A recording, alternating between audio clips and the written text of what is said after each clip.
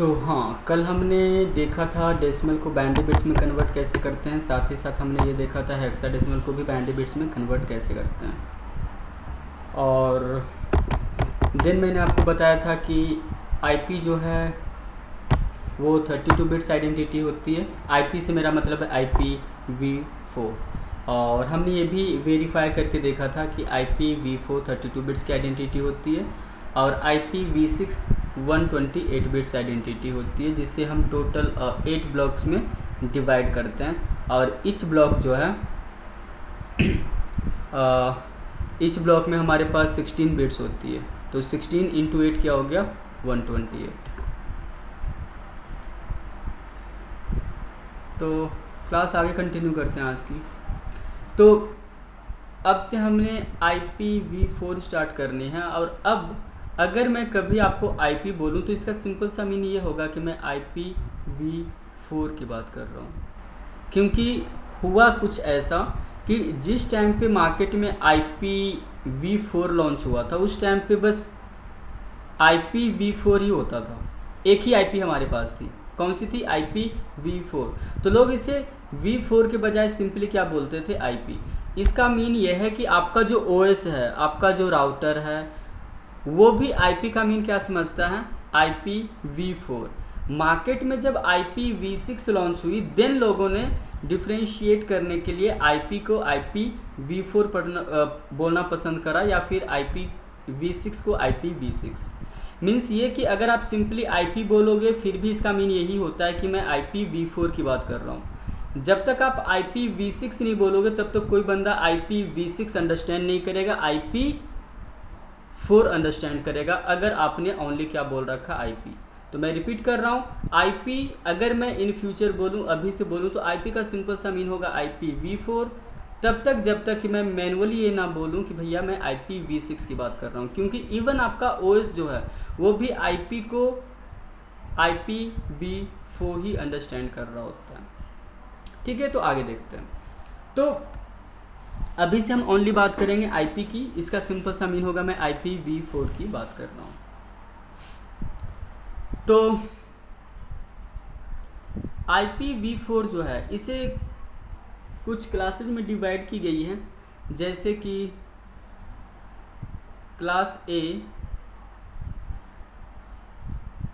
Range subnet mask, class A, class B, class C, class D और class E। तो class A की जो range है वो है 127 तक की। B की जो रेंज है वो कहाँ तक की है? 128 से 191 की। C की रेंज है हमारे पास 192 से 223 की। और देन D की रेंज कहाँ तक है? 239। जो हमने मल्टीकास्ट एड्रेस के बारे में कल बात करा था वो बेसिकली क्लास D की ही एड्रेस है। और पहले तो मल्टीकास्ट आई का पार्ट था, बट न्यू मॉड्यूल के अंदर इन्होंने इंट्रो पार्ट ऐड करा है NP में, ज़्यादा डेप्थ में नहीं, बट हाँ इंट्रो पार्ट इन्होंने NP के अंदर ऐड करा है। तो अब बात करते हैं क्लास E की। E की जो रेंज है वो है 240 से लेकर के 255 की। तो ये तो बात होगी रेंज की। अब हम बात करते हैं सबनेट मास्क जो कि प्री डिफाइंड होती है। तो क्लास A की जो सबनेट मास्क है वो है 255, देन लास्ट के 3 ब्लॉक जो है वो क्या है? 0। और क्लास B की अगर मैं बात करूँ तो फर्स्ट 2 ब्लॉक जो है वो 255 का है, लास्ट का 2 ब्लॉक क्या है? 0। इसी टाइप से अगर मैं बात करूँ क्लास C की, देन क्लास C में फर्स्ट 3 ब्लॉक जो है वो 255 का है। क्लास D और क्लास E की अगर मैं बात करूं तो क्लास D को रिजर्व रखा गया है मल्टीकास्ट के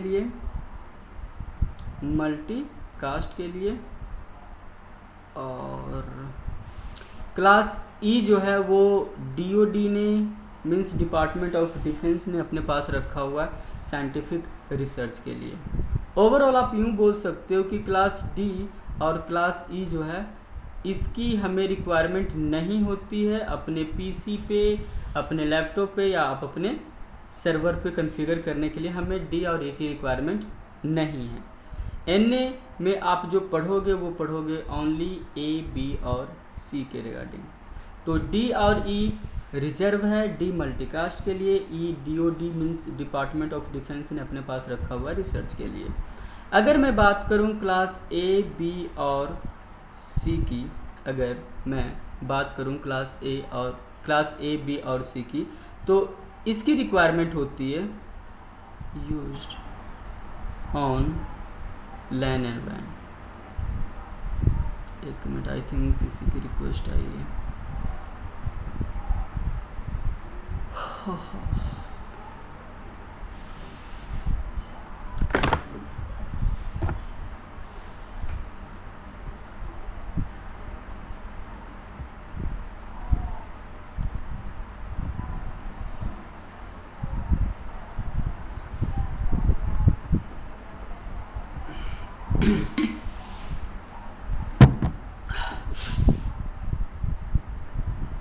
हाँ, तो ए, बी और सी की रिक्वायरमेंट होती है लैन और वैन। लैन से मेरा मतलब है local area network, means internally communicate करने के लिए। वैन से मेरा मतलब है वाइड एरिया नेटवर्क, इसका सिंपल सा मीन है इंटरनेट से। तो एक एक करके देखेंगे क्लास ए, बी और सी की। सी के कॉन्सेप्ट को समझते हैं, ए, बी और सी के कॉन्सेप्ट को समझते हैं। डी और ई की बात हमने नहीं करनी है, बट हमें पता होनी चाहिए डी और ई क्लास भी है और हमें इसकी रिक्वायरमेंट कहाँ पे होती है। तो डी मल्टीकास्टिंग के लिए, ई रिसर्च के लिए। तो स्टार्ट करते हैं क्लास ए से। नॉर्मली स्टूडेंट्स की क्वेरी ये होती है मेरे से कि सर एक बात बताओ, क्लास ए की जो रेंज है वो कहाँ से कहाँ तक है? तो 0 से लेकर के 127 तक की है। तो स्टूडेंट्स मेरे से ये पूछते हैं कि सर 127 तक की ही रेंज क्यों है क्लास ए में? 128 तक की, तो 128 की रेंज भी तो हो सकती थी, 130 की भी रेंज हो सकती थी, 139 की भी रेंज हो सकती थी, बट नहीं, रेंज कहाँ तक की है? 127 तक की। इसके पीछे कॉन्सेप्ट क्या है? तो अब हम इसे समझते हैं कि 127 तक की ब्लॉक को ही हमने क्लास ए के अंदर क्यों अलाउड कर रखा है, देखते हैं और समझते हैं।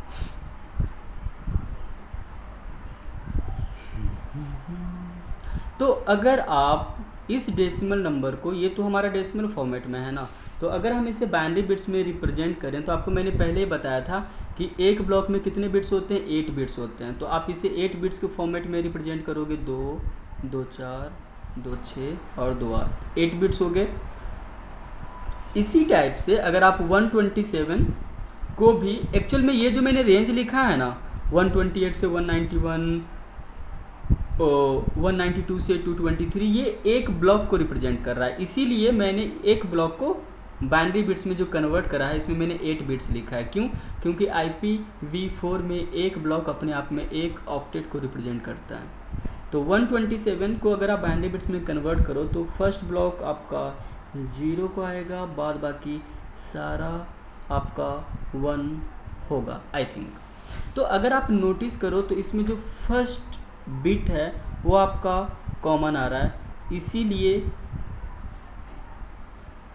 इसे क्लास ए के अंदर अलाउड किया गया है। अगर आपके दिमाग में ये चल रहा होगा सर हम 128 भी तो कर सकते थे, अगर आप 128 करते तो एक बिट्स भी कॉमन इसमें नहीं आती। क्यों? क्योंकि हम कंसिडर कैसे करते हैं? Left to right. तो अगर आप लेफ़्ट टू राइट के कॉन्सेप्ट को फॉलो करो तो यहाँ पे एक भी बिट कॉमन नहीं आ रही है अगर आप 128 से अबव कोई भी नंबर लेते हो देन। तो आपको पता होनी चाहिए कि 127 की ही रेंज क्यों है क्लास ए के अंदर, क्योंकि इसमें फर्स्ट बिट कॉमन आती है। सवाल ये है कि सर फर्स्ट बिट कॉमन होने से क्या फ़ायदा होगा? बिल्कुल फ़ायदा होगा। इन फ्यूचर जब आप किसी रूट को फ़िल्टर करोगे, इन फ्यूचर अगर आपको किसी सबनेट को फ़िल्टर करना हो, मान लो कि क्लास ए के हमारे पास 1000 रूट्स हैं हमारे राउटर के राउटिंग टेबल में, 1000 या 10,000 रूट्स हैं। अगर हम चाहते हैं इन सभी रूट्स को फ़िल्टर करना क्लास ए की, तो हम सिंपल सी बात है फर्स्ट बिट को मैच कर देंगे, पूरी की पूरी क्लास ए फ़िल्टर हो जाएगी, है ना। तो उन कॉन्सेप्ट्स को दिमाग में रखते हुए क्लास ए की जो रेंज है, इस रेंज को उन्होंने अलाउड करा है एक पैटर्न के बेस पे। और ये पैटर्न कौन सी है? तो पैटर्न ये है कि इसमें फर्स्ट बिट जो है वो कॉमन होती है, इसीलिए इन्होंने क्लास ए के अंदर 127 तक की रेंज को ही ऐड करा है, आई मीन अलाउड करा है। बिल्कुल बताता हूँ। मैंने ये बोला कि अगर आप ये इन डेसिमल नंबर को बाइनरी बिट्स में कन्वर्ट करते हो, मैंने आपको पहले भी बताया कि ये जो 127 है ना, ये फर्स्ट ब्लॉक को रिप्रेजेंट कर रहा है। किसी भी आईपी में ये फर्स्ट ब्लॉक को रिप्रेजेंट कर रहा है। तो चूंकि फर्स्ट ब्लॉक क्या होता है, एक ऑक्टेट को रिप्रेजेंट करता है IPv4 के अंदर। तो अगर आप इसे बाइनरी बिट्स में कन्वर्ट करोगे तो कुछ ऐसा आएगा। इसी टाइप से अगर 0 को भी बाइनरी बिट्स में कन्वर्ट करोगे तो कुछ ऐसा आएगा। तो अगर आप यहाँ पे ध्यान दो तो हमारा फर्स्ट बिट कॉमन आ रहा है। चूँकि फर्स्ट बिट कॉमन आ रहा है, इस कारण से इन्होंने पैटर्न को फॉलो करा और क्लास ए के अंदर अलाउड कर दिया। अगर मैं आप बोलोगे सर 128 या 192 भी तो कर सकते थे। अगर आपने कुछ ऐसा करा होता, आई मीन 128 अगर आपने लिया होता, 139 आपने लिया होता, तो इसमें एक बिट भी कॉमन नहीं होती। इसीलिए इन्होंने क्या करा, 127 तक के रेंज को ही कंसिडर करा। इसका फ़ायदा ये मिलता है कि इन फ्यूचर जब आप राउटिंग वगैरह करोगे तो बेसिकली होता क्या है, राउटर एक टेबल मेंटेन करता है, जिस टेबल को हम बोलते हैं राउटिंग टेबल। जिस टेबल में क्या होती है, रूट्स होती है, और उन्हीं रूट्स के बेस पे राउटर पैकेट को फॉरवर्ड करता है। तो मान लो कि कंपनी की रिक्वायरमेंट कुछ ऐसी है कि हमें क्लास ए के पूरी की पूरी प्रीफिक्स को या पूरे के पूरे रूट्स को ही क्या करना है, फ़िल्टर करना है। तो अगर आप एक एक करके करोगे तो आपके लिए एक चैलेंजिंग टास्क होगा 1000 या 10,000 रूट्स को फ़िल्टर करना। आप क्या कर सकते हो, सिंपल सी बात है, क्लास ए की जो फर्स्ट रेंज है, फर्स्ट ब्लॉक है, इसे आप डिफाइन कर दो, साथ ही साथ फर्स्ट बिट को मैच करा दो, पूरी की पूरी क्लास ए फिल्टर हो जाएगी, है ना। तो इन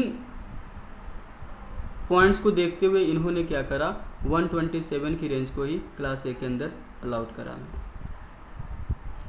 ये मैं इसलिए बता रहा हूँ क्योंकि नॉर्मली बीटी और ऑरेंज में जो इंटरव्यू होती है उसमें काफ़ी सारे स्टूडेंट्स ने मेरे से बोला कि सर मेरे से ये पूछा गया था, तो मैंने सोचा कि क्यों ना आपको बता दिया जाए।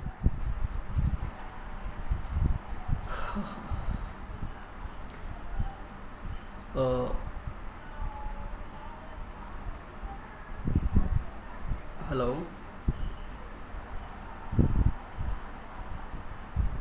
एक्चुअल में आपने टीवी वगैरह कुछ ऑन कर रखा है मे बी, तो मुझे आपकी आवाज़ से ज़्यादा टीवी की में भी आवाज़ आ रही है।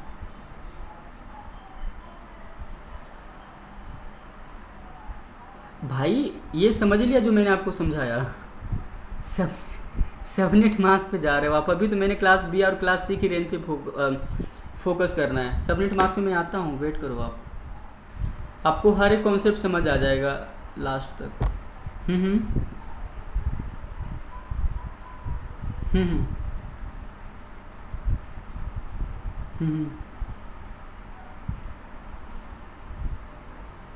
देखो, हाँ बहुत सारे रूट हैं। मान लो कि हमारे पास क्लास ए के भी रूट है राउटिंग टेबल में, बी के भी रूट हैं, सी के भी रूट हैं। अगर हम चाहते हैं क्लास ए के सारे रूट्स को फिल्टर करना, तो सिंपल सी बात है, फर्स्ट बिट को मैच करो, पूरी की पूरी क्लास ए फिल्टर। अगर आप एक एक करके करते तो एक चैलेंजिंग टास्क होता है एज ए नेटवर्क एडमिन आपके लिए। तो एक ही स्टेटमेंट से आप पूरे के पूरे रूट्स को फिल्टर कर दोगे, है ना, कुछ ऐसे।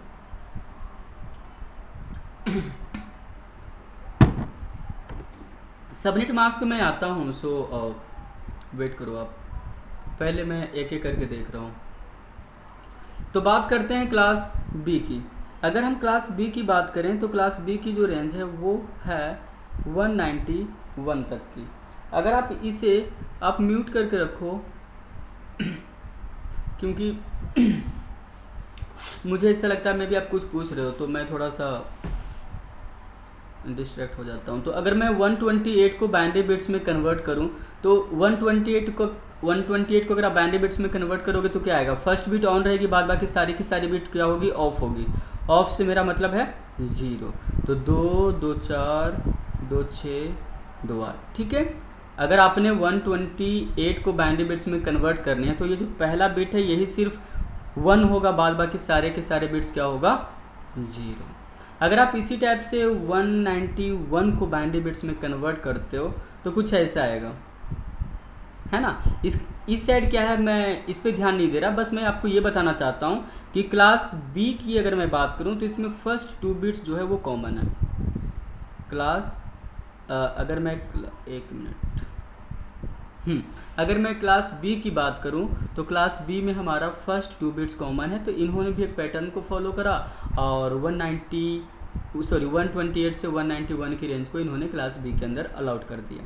ठीक है, और इसी टाइप से अगर मैं बात करूं क्लास सी की, तो देखते हैं क्या होगा। तो अगर मैं क्लास सी की बात करूं तो क्लास सी की रेंज कहाँ तक है, 223 तक की।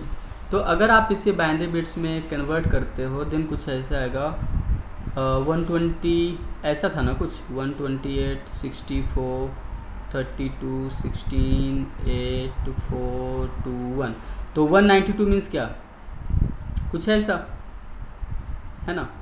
तो नोट करते हैं इसे, 2 2 4 6 2 8, ठीक है। और 223 का मीन क्या है, 223 मीन्स पहला 2 बिट तो ऑन आएगा, ये ऑफ होगा, ठीक है, और ये ऑन होगा, मीन्स कुछ ऐसा। इसके बाद क्या है, मैं इस पर फोकस नहीं कर रहा। अगर आप ध्यान से देखो तो क्लास सी में फर्स्ट 3 बिट्स कॉमन है, ठीक है, क्लास सी के अंदर फर्स्ट 3 बिट्स कॉमन है। तो इन्होंने क्या करा, सेम अप्रोच को, सेम पैटर्न को इन्होंने फॉलो करा और क्लास सी की जो रेंज है 192 से 223 की, इसे इन्होंने क्लास सी के अंदर ऐड कर दिया। ठीक है, तो ये आपको, हाँ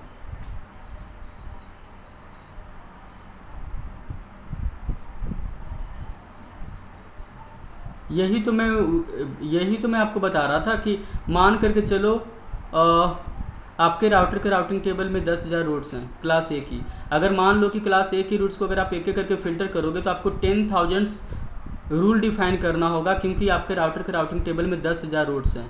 लेकिन अगर मैं मान लो कि हमें सभी प्रीफिक्स को या सभी सबनेट्स को या सभी रूट्स को फ़िल्टर करना हो, तो हम सिंपली क्या कर सकते हैं, अगर मैं क्लास सी की बात करूँ तो फर्स्ट ब्लॉक को मैं मैच कर दूँगा, फर्स्ट ब्लॉक जो भी होगा हमारा उसमें मैं टैप बिट 3 मैच कर दूंगा, पूरी की पूरी क्लास सी आपकी फ़िल्टर हो जाएगी, कुछ ऐसा। भाई देखो, ये सिर्फ नहीं होता है, बहुत बड़ी बात होती है ये। जब कभी आप पॉलिसी बना करके देखोगे ना, देन पता चलेगा। क्योंकि नेटवर्किंग डोमेन में या फिर किसी भी डोमेन में अगर हम कोई पॉलिसी डिज़ाइन करते हैं या फिर हम कोई भी प्रोटोकॉल डिज़ाइन करते हैं तो हम आगे पीछे सोच करके करते हैं, है ना। तो अगर हम इस क्राइटेरिया के अकॉर्डिंग से देखें तो आप बोल सकते हो कि आपके लिए फ़िल्टरिंग कितना आसान सा टास्क हो जाएगा। तो उनका कुछ ऐसा कॉन्सेप्ट था, जिस कॉन्सेप्ट के बेस पे जिन्होंने भी डिज़ाइन करा उनका कुछ ऐसा कॉन्सेप्ट था कि भैया अगर हम फ़िल्टरिंग वगैरह भी करना चाहें तो कहीं ना कहीं हमारे लिए एक सिंपल सा टास्क हो जाए। क्योंकि अगर रूट आईपी एड्रेस मीन्स क्या, कहीं ना कहीं रूट ही तो होगा, क्योंकि कहीं ना कहीं ये आईपी किसी पीसी पे या किसी सर्वर पे पड़ी होगी, तो वो तो आपके लिए रूट ही होगी ना। तो आप उसे फ़िल्टर कर सकते हो अपने अकॉर्डिंग से।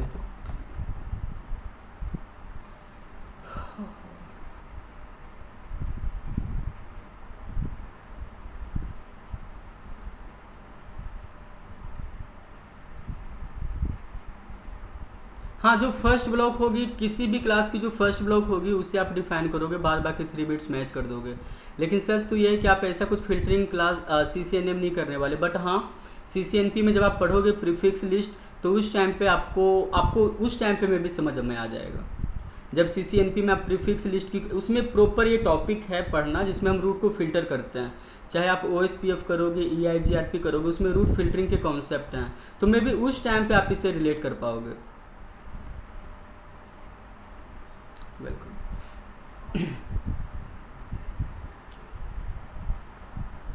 तो हाँ, हमने इसकी बात कर ली।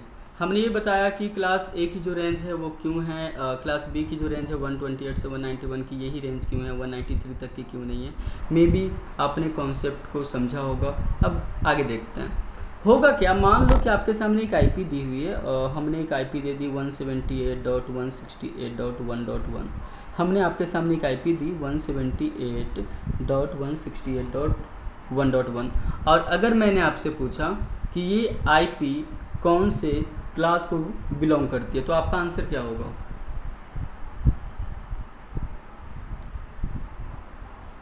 बिल्कुल क्लास बी होगी। देखो मैं आपको बस ये एक बार हाईलाइट करना चाहता हूँ, इस कारण से मैं आपको बता रहा हूँ। अगर आपके सामने कोई भी आईपी दी हुई हो, जैसे मान लो कि हमने एक आईपी दे दी 18.168.175.128, हमने आपके सामने एक आईपी दी और मैंने आपसे पूछा कि भाई एक बात बताओ ये आईपी कौन से क्लास को बिलोंग करती है। तो जब भी आपसे कोई पूछे या आपका सीनियर आपसे पूछे आपको एक आईपी दे करके कि ये आईपी कौन से क्लास को बिलोंग करती है, तो आपने फोकस क्या करना है, फर्स्ट ब्लॉक पे। एक्चुअल में ये जो दिया हुआ है ना, ये आपके फर्स्ट ब्लॉक को रिप्रेजेंट करता है। किसी भी आईपी का जो फर्स्ट ब्लॉक होता है ये उससे रिप्रेजेंट कर रहा होता है। तो जब भी आपसे कोई पूछे कोई आईपी देख करके कि ये आईपी कौन से क्लास को बिलोंग करती है, तो आपने उस आईपी के फर्स्ट ब्लॉक पे फोकस करना है। कभी भी सबनेट मास्क के हेल्प से आप आंसर नहीं दोगे। हो सकता है आज के लिए आप सही हो जाओ, बट कल से आप गलत हो सकते हो, ठीक है। तो कभी भी आपके सामने एक आईपी दी गई हो और कोई आपसे पूछे कि ये पर्टिकुलर आईपी कौन से क्लास को बिलोंग करती है, तो आपका जो आंसर होगा वो उस आईपी के फर्स्ट ब्लॉक के बेस पे होगा। जैसे कि 178 फर्स्ट ब्लॉक में है, तो मैंने देखा कि भैया 178 कौन सी क्लास के अंदर आ रही है, तो देखा हमने कि क्लास बी में 128 से 191 के बीच में कहीं ना कहीं 178 है, इसीलिए हमने इसे बोल दिया क्लास बी। इसी टाइप से हम अगर इस आईपी की बात करें तो यहाँ पे जो फर्स्ट ब्लॉक है वो है 18 और ये क्लास ए में 127 के बीच कहीं ना कहीं है ना, तो हमने इसे बोल दिया ये कौन सी क्लास है, क्लास ए है, ठीक है। तो कोई भी आईपी आपके सामने अगर दी हुई हो और आईपी के बेस पे पूछा जाए कि ये आईपी कौन से क्लास को बिलोंग करती है, तो कभी भी आपका आंसर सबनेट मास्क के बेस पे नहीं होना चाहिए। आप जो आंसर दोगे वो दोगे रेंज के बेस पे, ठीक है। आगे देखते हैं।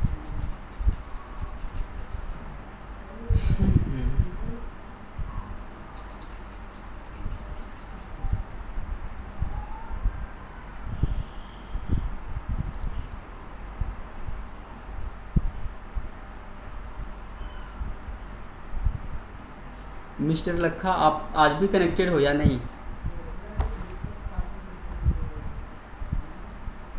अच्छा सॉरी यार, मैं एक्चुअल में आपका आपका यही नाम जानता हूँ ना, जसवंत नाम से आप कनेक्टेड हो।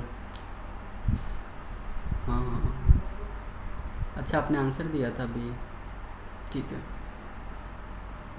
ठीक है, आगे कंटिन्यू करते हैं।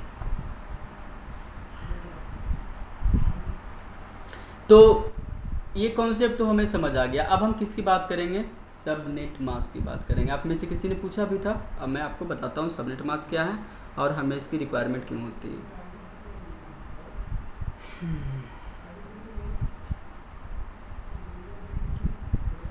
सबनेट मास्क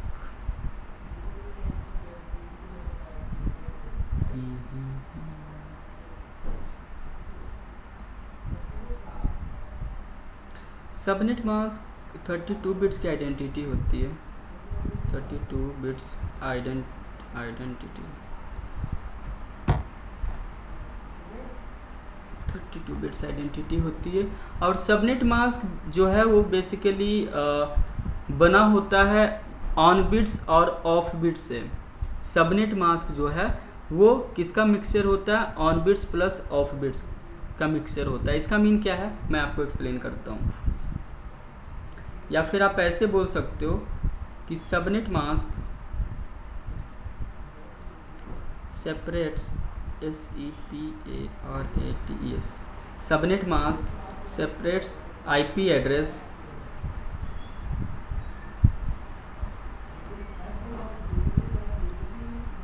into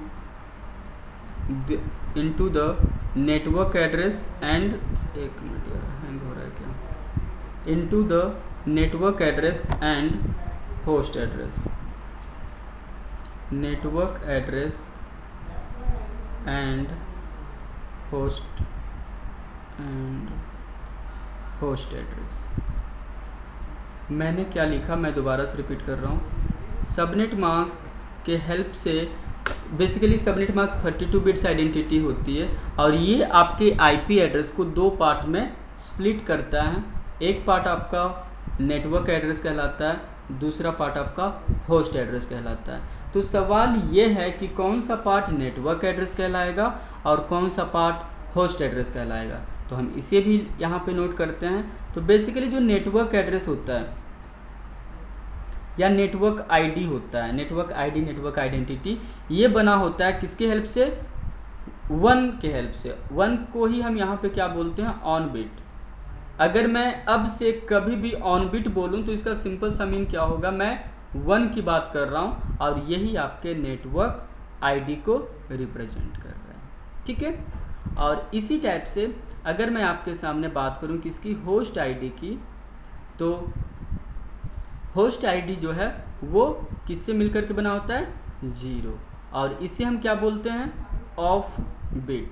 तो याद रखना, इन फ्यूचर अगर मैं कभी आपको बोलूं कि भैया ऑन बिट ऑफ बिट के बारे में अगर मैं कभी भी आपको बताऊं तो आप समझ जाना ऑन बिट से मेरा मतलब है मैं 1 की बात कर रहा हूँ, ऑफ बिट से मेरा मतलब है मैं 0 की बात कर रहा हूँ। तो आपको ये बातें समझनी होगी। तो एक पॉइंट मैं यहाँ पे और लिख देता हूँ, नेटवर्क आईडी। नेटवर्क आईडी जो है वो 1 होता है और इसी को आप क्या बोलते हो? ऑन बिट भी बोलते हो। और ये जो नेटवर्क आईडी होती है ना, ये होती है फिक्स। नेटवर्क आईडी क्या होती है?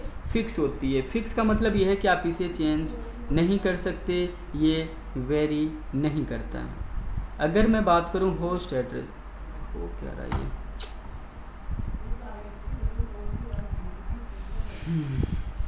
होस्ट आईडी की मैं बात कर रहा था। आई थिंक होस्ट आईडी ये बना होता है ऑफ बिट से। ऑफ बिट से मेरा मतलब है 0। और साथ ही साथ ये वेरी करता है, मीन्स ये वेरिएबल होता है, चेंज हो सकता है। इसका मीन क्या है अब हम इसे समझते हैं। मैं मान करके चल रहा हूँ कि आपने नोट करा होगा, मैं इसे दोबारा से एक्सप्लेन करता हूँ। सबनेट मास्क 32 बिट्स की आइडेंटिटी है और ये आपके आईपी एड्रेस को 2 पार्ट में स्प्लिट करता है। एक पार्ट आपका नेटवर्क आईडी कहलाता है, एक पार्ट आपका होस्ट आईडी कहलाता है। नेटवर्क आईडी बेसिकली 1 बिट से मिलकर के बना होता है, जिसे आप ऑन बिट भी बोल सकते हो। और host ID basically number of 0 से मिलकर के बना होता है, जिसे आप ऑफ बिट भी बोल सकते हो। नेटवर्क आईडी फिक्स होती है, उससे आप चेंज नहीं कर सकते। बट अगर मैं बात करूं होस्ट आईडी की, तो होस्ट आईडी वेरिएबल होती है। तो अब हमने इस पॉइंट को वेरीफाई करना है कि अभी जो मैंने आपको थियोरेटिकली बताया इसका मीन क्या है। जैसे कि 32 bits identity, network address, broadcast address, ये मैं अब आपको एक्सप्लेन करता हूँ। आगे देखते हैं।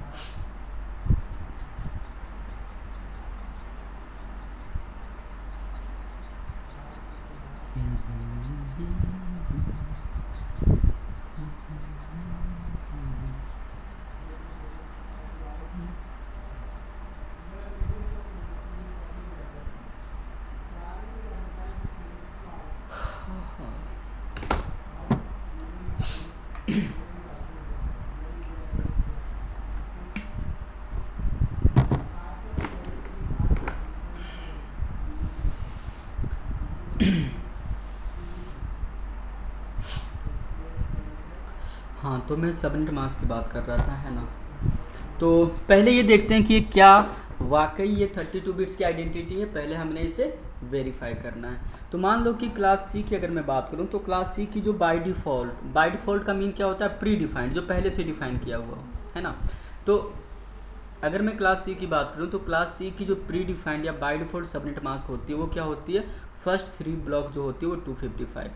तो अगर आप क्लास सी के सबनेट मास्क की बात करो तो है ये 255.255.0।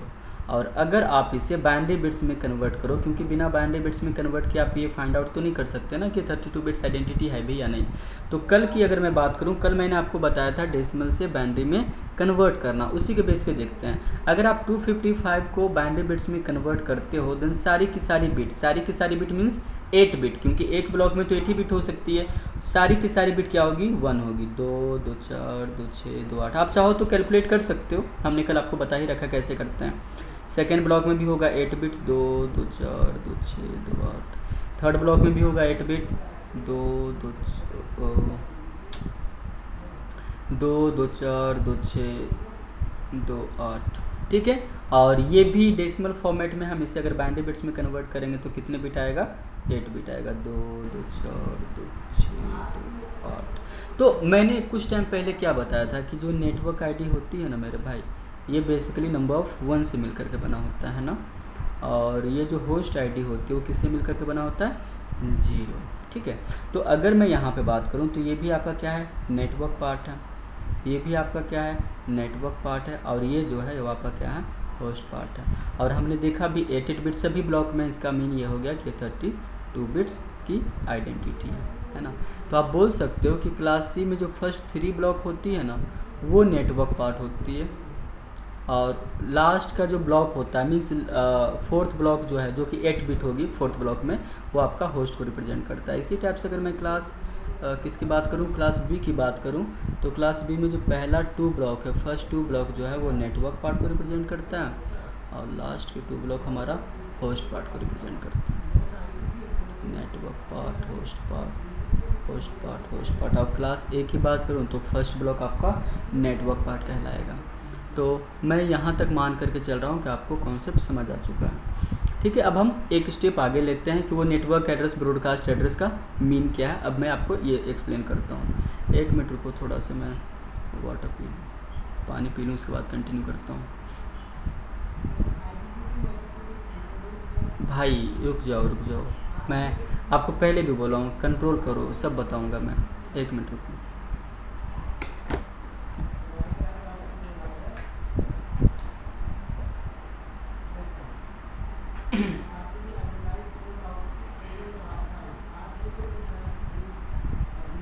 ठीक है, कंटिन्यू करते हैं। हाँ, तो अभी तक हमें ये पता चल चुका है, हम एक्चुअल में, मैं स्टेप बाय स्टेप मुझे पढ़ाने की आदत है, तो कंट्रोल आपके दिमाग में जो भी डाउट्स होंगे, मुझे लगता है कि मैं करीब करीब आपके 95-96% जो भी आपके डाउट्स होंगे मैं खुद ही क्लियर कर दूंगा, आपको पूछने की रिक्वायरमेंट भी नहीं पड़ेगी। बट स्टिल अगर आपको लगता है कि टॉपिक खत्म हो गया, अगर आपके डाउट्स क्लियर नहीं हुए तो ना बाद में पूछ लेना। ऐसे मुझे ऐसा लगता है एक्सपीरियंस के बेस पे कि जो नॉर्मली आप पूछने वाले हो वो मैं खुद ही आपको बता दूंगा, ठीक है। तो इसका मीन क्या, मैं आपको बताता हूँ। जैसे कि मैं मान लेता हूँ क्लास सी की मैंने बात करी, तो क्लास सी में जो हमारा आईपी एड्रेस होगा वो तो 192 से स्टार्ट होगा। मैंने एक आईपी ले ली 192.175.175, ठीक है। इसका सबनेट मास्क क्या होगा, क्लास सी है तो बाय डिफॉल्ट सबनेट मास्क तो ये होगा ना 255.255.255.0। इसका सिंपल सा मीन ये है कि ये जो गिवन आपका आईपी एड्रेस है, इसमें पहला जो 3 ब्लॉक है, पहला सबनेट मास्क का पहला 3 ब्लॉक क्या है, 255 मीन्स क्या, नेटवर्क पार्ट क्या होती है, फिक्स होती है। नेटवर्क पार्ट क्या होती है, फिक्स होती है। इसका सिंपल सा मीन ये है कि ये जो आईपी एड्रेस है 192.168.175, यहाँ तक आपका जो नेटवर्क होगा या यहाँ तक जो आईपी होगा वो होगा फिक्स। चेंज किस में आएगा, ओनली इन 4th ब्लॉक, क्यों, क्योंकि होस्ट आईडी क्या होती है, वेरिएबल होती है। इसका मीन क्या है, अब हम इसे दूसरे टाइप से भी समझते हैं, रियल टाइम से भी।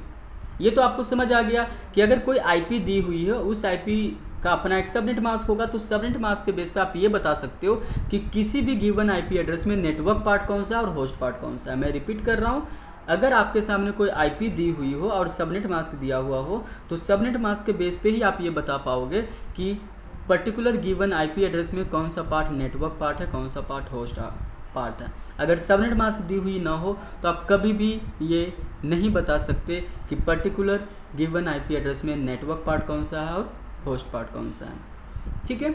अब यहाँ पे देखते हैं,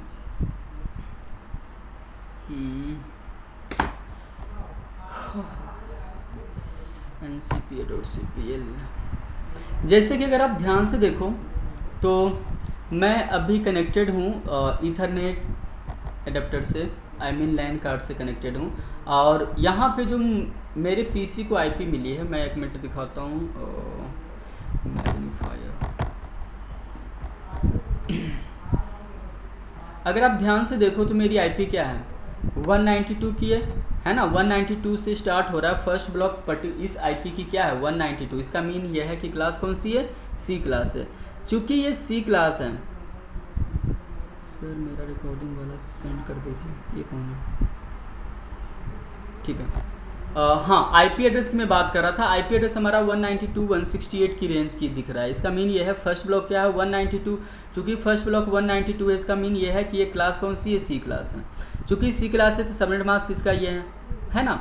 अब सवाल ये है कि यहाँ पे नेटवर्क पार्ट होस्ट पार्ट का मीन क्या है। नेटवर्क पार्ट का मीन सिंपल सा ये है कि जो भी बंदा मेरे इस सबनेट से कनेक्टेड हो, जो भी मैं जिस भी लैन कार्ड से मैं कनेक्टेड हूँ, जिस भी नेटवर्क से मैं कनेक्टेड हूँ, उस नेटवर्क से अगर आपके कंपनी में कोई भी बंदा कनेक्टेड होगा, कोई भी बंदा कनेक्ट होगा, तो उन सभी का पहला 3 ब्लॉक, फर्स्ट 3 ब्लॉक्स क्या होगा, सेम होगा। क्यों? क्योंकि फर्स्ट 3 ब्लॉक्स आपके सबनेट को रिप्रेजेंट कर रहा होता है, और लास्ट का ब्लॉक जो कि यहाँ पे 182 है, वो एक्चुअल में आपके होस्ट को रिप्रेजेंट कर रहा होता है, आपके पीसी को रिप्रेजेंट कर रहा होता है, आपके राउटर को रिप्रेजेंट कर रहा होता है। तो याद रखना, एक्चुअल में कोई भी आईपी एड्रेस 2 पार्ट को रिप्रेजेंट कर रहा होता है। एक नेटवर्क एड्रेस, नेटवर्क एड्रेस का मीन ये है कि आप कौन सी सबनेट से कनेक्टेड हो, कौन सी नेटवर्क से कनेक्टेड हो। लेकिन जो लास्ट पार्ट है, जो कि आपका है host part, host part actual में आपके पीसी को रिप्रेजेंट कर रहा होता है कि आपकी पीसी की आईपी क्या है। तो ये जो मेरी आईपी है ये है 182, तो ये मेरी अपने पीसी की आईपी है। हो सकता है मैं सेम नेटवर्क से अगर मेरा कोई फ्रेंड भी कनेक्टेड है तो हो सकता है उसकी आईपी कुछ और हो सकता है क्या, बिल्कुल उसकी आईपी डिफरेंट होगी, क्योंकि होस्ट की अगर मैं बात करूं तो सभी होस्ट की आईपी डिफरेंट होगी, लेकिन नेटवर्क क्या होगा, सेम होगा। नेटवर्क सेम क्यों होगा?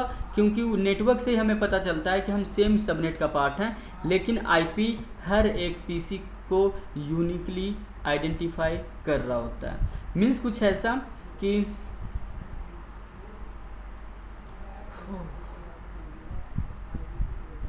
ये कि चूँकि फर्स्ट 3 ब्लॉक आपका 255 है, इस कारण से ये जो आईपी है 192.168 की ये जो ब्लॉक है 192.168.0 ये आपका फिक्स होगा, लेकिन 182 जो है ये चेंज होगा पीसी टू पीसी।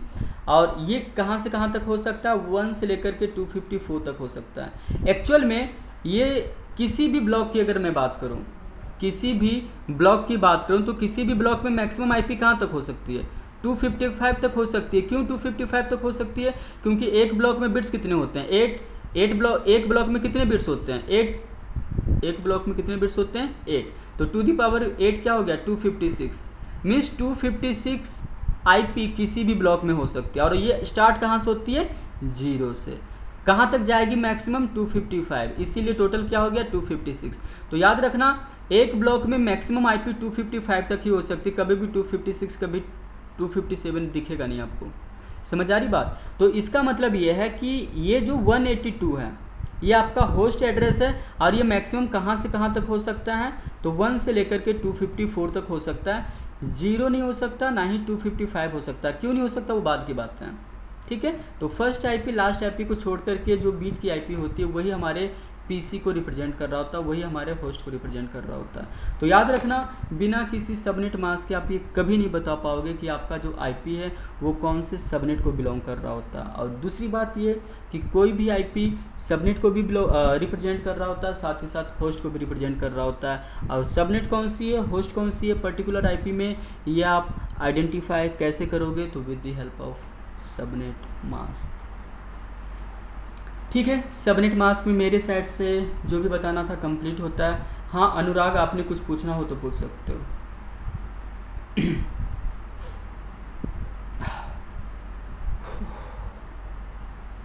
अनुराग, कुछ पूछना था आपने या डाउट्स क्लियर हो चुके आपके? ठीक है, तो थोड़ा सा वेट करना। मैं थोड़ी सी मेरी आदत है, मैं स्टार्टिंग में क्या मैं थोड़ा सा धीरे धीरे करके अपने टॉपिक पे आता हूँ, क्योंकि यार डायरेक्ट अगर मैं पढ़ाऊँ तो हो सकता है आपके क्लास में कोई, क्योंकि देखो फर्स्ट टाइम मैं चाहे 200% ही क्यों ना दे दूँ आपको समझ में, ऐसे भी जो बहुत अच्छे होंगे जो काफ़ी फास्ट ग्रैब करते हैं उनको 90% ही हार्डली आ पाएगी। लेकिन हमें ये मैं चाहता हूँ कि जो पहली बार भी नेटवर्किंग कर रहे हो, बिल्कुल पहली बार तो चलो सभी करते हैं, जो दूसरे बैकग्राउंड से भी कम से कम फर्स्ट टाइम उनको भी 50 to 60% तो आ ही जाए। इसलिए मैं काफ़ी स्लो पढ़ाता हूँ और धीरे धीरे मैं ट्रैक पे आता हूँ। ठीक है, आगे देखते हैं।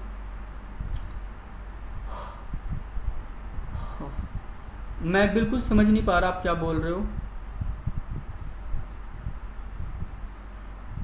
हाँ, तभी तो टोटल 250 क्या होता है, क्या क्या मतलब एक बात बताओ, एक ब्लॉक में बिट्स कितने होते हैं? 8 होते हैं ना, सॉरी 8 बिट्स होते हैं, तो 2 द पावर 8 क्या हो गया? 256। अब एक बात बताओ, अगर आप काउंट करोगे 0 से कहाँ तक, तो बताओ, ये पूछोगे अब आप।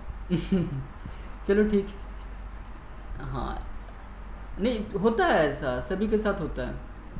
अभी सबनेटिंग पे तो आप आने दो, सबनेटिंग के टाइम पे तो अगर आपको थोड़ी बहुत नेटवर्किंग की आइडिया हो तो आपको पता है कि सबनेटिंग में सभी की हालत ख़राब होती है, और कल के बाद हम उसी पे आएंगे।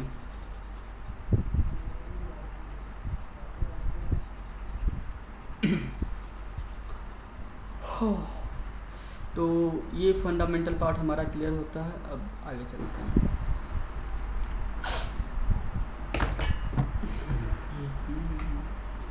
यहाँ तक अगर किसी को कोई सा भी डाउट हो, कोई सा भी डाउट, तो आप मेरे से पूछ सकते हो। आप चैट बॉक्स में डाल सकते हो अगर आप पूछना चाहते हो देन।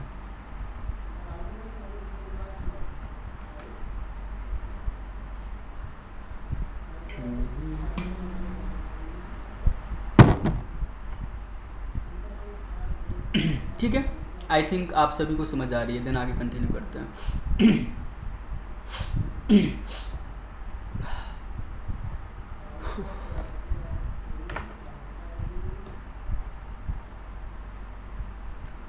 तो स्टार्ट करते हैं। अब हम बात करने वाले हैं कुछ रिजर्व आईपी के बारे में।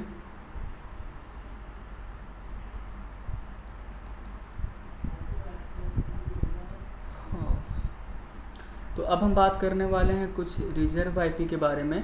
तो अगर मैं बात करूं, हो सकता है कि आप में से किसी ने कोई ब्लॉग वगैरह फॉलो करते हो, तो आपने ब्लॉग में देखा होगा क्लास ए की जो रेंज होती है वो नॉर्मली क्या दिखाती है, 1 से 126, है ना। अगर आप में से किसी ने ये बात नोटिस करी होगी, ये अलग बात है आपने मेरे से पूछा नहीं, तो आपने किसी ब्लॉग वगैरह को फॉलो करा होगा या फिर करते हो, देन आपने देखा होगा उसकी क्लास ए की जो रेंज है वो 1 से 126 है। देखो टेक्निकली देखा जाए तो रेंज क्या है, ये है अप टू 126, है ना। लेकिन ब्लॉग्स वगैरह में जहाँ भी आपने फॉलो करा होगा वो 1 से 126 दिखा रहा होता है। क्यों दिखा रहा होता है? क्योंकि क्लास ए की जो फर्स्ट ब्लॉक है और जो लास्ट ब्लॉक है ये बेसिकली रिजर्व होते हैं। क्यों होते हैं वो मैं बताऊंगा। चूँकि फर्स्ट और लास्ट ब्लॉक रिजर्व होती है, इस कारण से जो एक्चुअल में आप अपने पीसी पे या फिर आप अपने हार्डवेयर पे जो कॉन्फ़िगर करते हो वो रेंज होती है 1 से 126 के ब्लॉक की रेंज होती है। तो 1 से 126 देखा आपने, वो जिन्होंने भी लिखा है वो अपने लेवल पे उन्होंने सही लिखा है, लेकिन टेक्निकली बात करें तो रेंज यही होती है, वो अप टू 127। तो बात करते हैं फर्स्ट ब्लॉक की। फर्स्ट ब्लॉक हमारा क्या है? फर्स्ट ब्लॉक हमारा है 0, ऑल 0। ये क्या होती है? रिजर्व।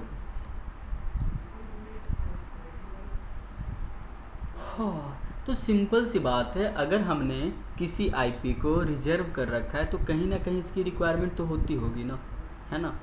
कहीं ना कहीं हमें इस आईपी की रिक्वायरमेंट तो होती ही होगी। तो अब हम समझते हैं कि ये जो फर्स्ट ब्लॉक है क्लास ए की, इसकी रिक्वायरमेंट हमें कहाँ पे होती है। कुछ पॉइंट्स ऐसे हैं जो कि मैं अभी आपको एक्सप्लेन कर सकता हूँ, कुछ पॉइंट्स ऐसे हैं जो कि मैं चाह कर के भी आपको एक्सप्लेन नहीं कर सकता, बट मैं चाहूँगा कि आप इसे नोट कर लेना उन पॉइंट को यहाँ पे, क्योंकि जब भी वो टॉपिक आएगा मैं उस टाइम पे एक्सप्लेन करूँगा तो आप उस टाइम पे रिलेट कर पाओगे, है ना। बट जो मुझे लगता है मैं इस लेवल पे आपको समझा सकता हूँ 2-3 दिनों के लेक्चर पे, मैं आपको अच्छे से एक्सप्लेन कर दूँगा। तो फर्स्ट ब्लॉक जो है वो हमारा रिजर्व होता है। तो सिंपल सी बात है, कहीं ना कहीं हमें इसकी रिक्वायरमेंट होती होगी। तो अब हम देखते हैं इसका यूज केस कि हमें इसकी, 1 मिनट में यहाँ पे लिखता हूँ, ठीक है। रिजर्व ब्लॉक की मैं बात कर रहा था।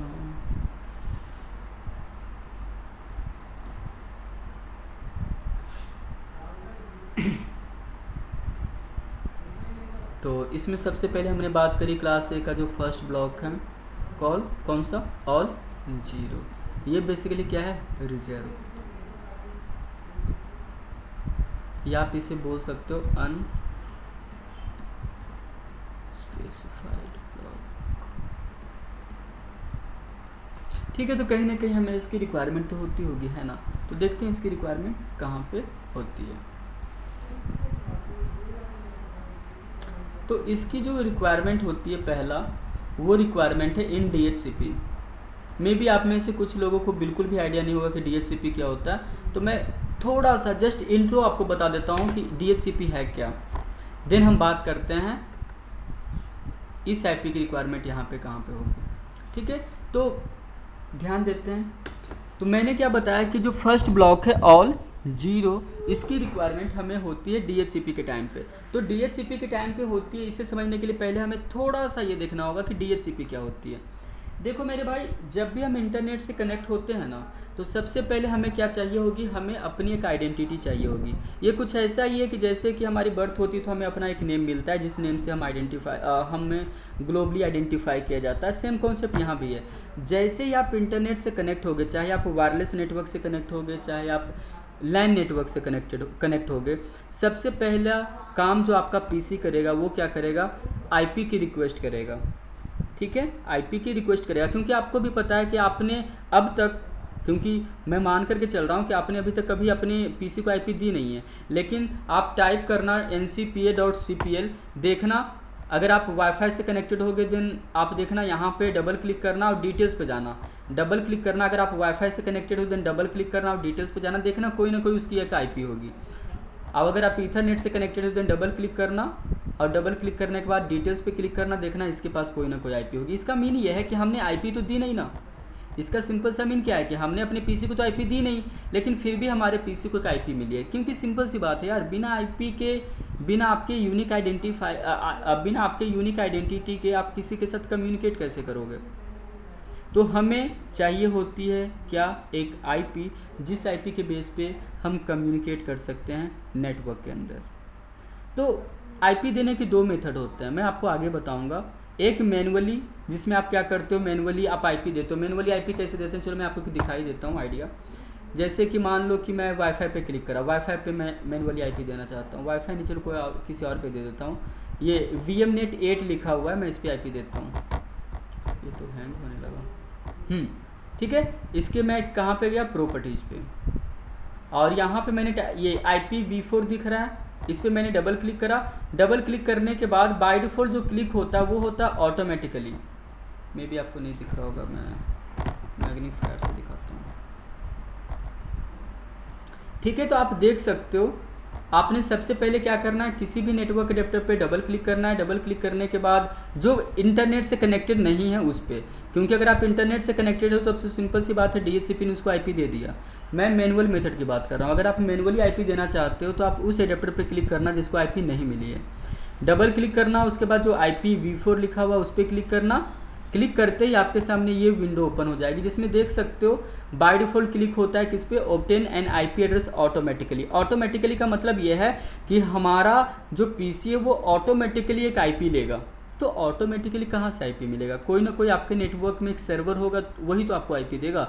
उस सर्वर को हम क्या बोलते हैं, DHCP। तो याद रखना, अगर आपके पीसी को ऑटोमेटिकली आईपी मिल रही है तो सिंपल सी बात है, आपके नेटवर्क में एक सर्वर है, जिस सर्वर को आप क्या बोलते हो, DHCP। DHCP पे हमारे पास प्रॉपर एक डेडिकेटेड टॉपिक है, जब होगा हम उस टाइम पे करेंगे।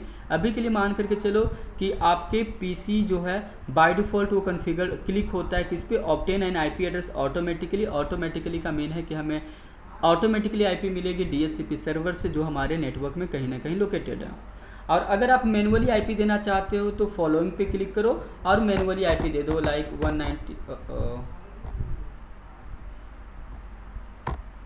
192.168.168.168। देखो मैनुअली आईपी मिल गया। सबनेट मास्क पे जैसे ही क्लिक करा तो इसने ऑटोमेटिकली सबनेट मास्क उठा लिया, क्योंकि ये प्री डिफाइंड होती है ना। तो इस टाइप से आप मैनुअली आईपी दे सकते हो। लेकिन हमने किस पे क्लिक करा, ऑटोमेटिकली पे। ऑटोमेटिकली पे क्लिक करने का मतलब यह है कि हमारे नेटवर्क में कोई DHCP सर्वर है जिसने हमें आईपी दिया। अब देखो डबल क्लिक करते ही तो DHCP पे क्या लिखा हो गया, इनेबल्ड आ गया और हमें एक आईपी मिल गई। इसका मीन अब तक आपको ये समझ आ चुका होगा कि बाय डिफ़ॉल्ट जब भी आप इंटरनेट से कनेक्ट होते हो तो आपको एक ऑटोमेटिकली आईपी मिलती है, और ऑटोमेटिकली आईपी मिलती है DHCP के हेल्प से। बस हमें इतना ही समझना है अभी के लिए। अब आगे देखते हैं। DHCP से फिलहाल आपको इतना ही मतलब होनी चाहिए।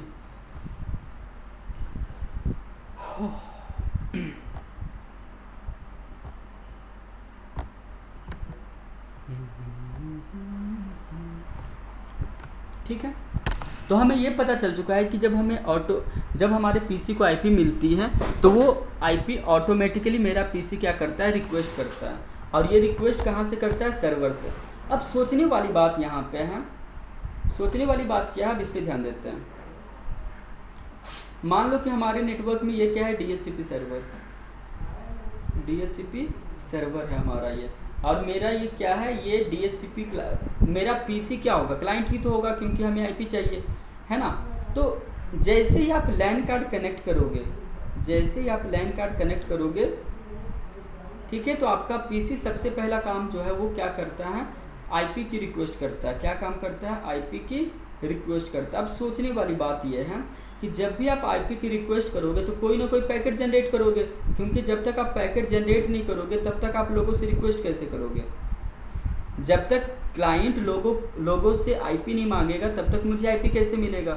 और अगर मैं आईपी की रिक्वेस्ट करूंगा तो सिंपल सी बात है, मैं एक पैकेट जनरेट करूंगा, पैकेट में मैं सोर्स आईपी डिफाइन करूंगा और कुछ ना कुछ टारगेट आईपी डिफाइन करूंगा। टारगेट आईपी में मैं क्या दूंगा, DHCP सर्वर की आईपी। एक बात बताओ, आपने एक न्यू पीसी को अपने नेटवर्क में ऐड करा, आपने एक न्यू पीसी को अपने नेटवर्क में ऐड करा, तो क्या आपको पता है कि आपका DHCP सर्वर लोकेटेड कहाँ पे है? नहीं पता ना मेरे भाई, क्योंकि अभी मैंने एक न्यू पीसी को अनबॉक्स करा, अनबॉक्स करते ही मैंने लैन कार्ड से उसे कनेक्ट करा। तो क्या हमें पता है कि हमारे नेटवर्क में DHCP सर्वर कहाँ पे है? नहीं पता ना। चूँकि हमें नहीं पता, इस कारण से हम डेस्टिनेशन आईपी जो है वो क्या देते हैं, ऑल 255। क्या दे देते हैं, ऑल 255। ऑल 255 का मतलब यह है कि हम ब्रॉडकास्ट करते हैं। देखो हमें तो पता ही नहीं कि DHCP सर्वर कहाँ पे, तो हमने क्या कर दिया, ब्रॉडकास्ट। पैकेट सभी के पास जाएगा, जो DHCP सर्वर होगा वो रिप्लाई करेगा। तो डी के बारे में तो पता चल चुका, डेस्टिनेशन आईपी के बारे में तो आपको पता चल चुका कि ऑल 255 मीन्स ब्रॉडकास्ट होगा।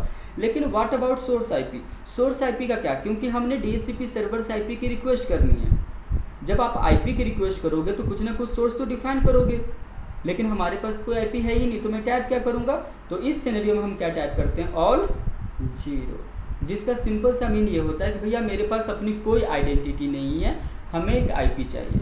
तो याद रखना, DHCP सर्वर के टाइम पे, DHCP के टाइम पे जब आपका पीसी DHCP सर्वर से आईपी की रिक्वेस्ट करता है तो उस टाइम पे सोर्स आईपी में क्या टाइप करता है, ऑल 0, और डेस्टिनेशन आईपी में क्या टाइप करता है, ऑल 255, क्योंकि हमें पता ही नहीं कि हमारे नेटवर्क में सर्वर कौन सा है, तो हम ऑल 255 टाइप करते हैं। और सोर्स आईपी में चूंकि हमारे पास कोई अपनी आईपी होती नहीं है, लेकिन आपकी अपनी आईपी तो नहीं है, लेकिन पैकेट तो जनरेट करना होगा, क्योंकि सर्वर से हमने आईपी की रिक्वेस्ट करनी है, तो उस टाइम पे सोर्स आईपी में आप टाइप करते हो ऑल 0। आप चाहो तो इसे देख सकते हो, मैं कुछ पैकेट वगैरह कैप्चर, ठीक है। तो आपको एक आइडिया लग चुका है कि DHCP के टाइम पे हमें रिक्वायरमेंट होती है ऑल 0 ब्लॉक की। ये आपको प्रैक्टिकली वेरीफाई तब होगा जब आप DHCP करोगे क्लास में। प्रॉपर हमारा एक लेक्चर होगा DHCP पे, लेकिन अभी के लिए मैं आपको दिखा दूं इंटरनेट पे DHCP के पैकेट को कैप्चर करके या डाउनलोड करके। डाउनलोड DHCP पैकेट कैप्चर,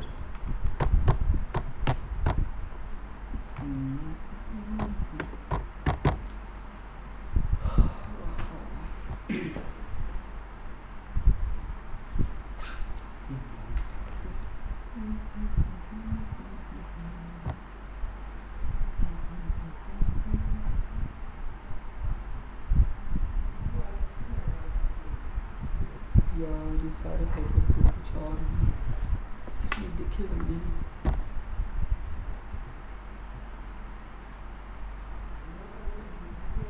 नहीं बोला ये पैकेट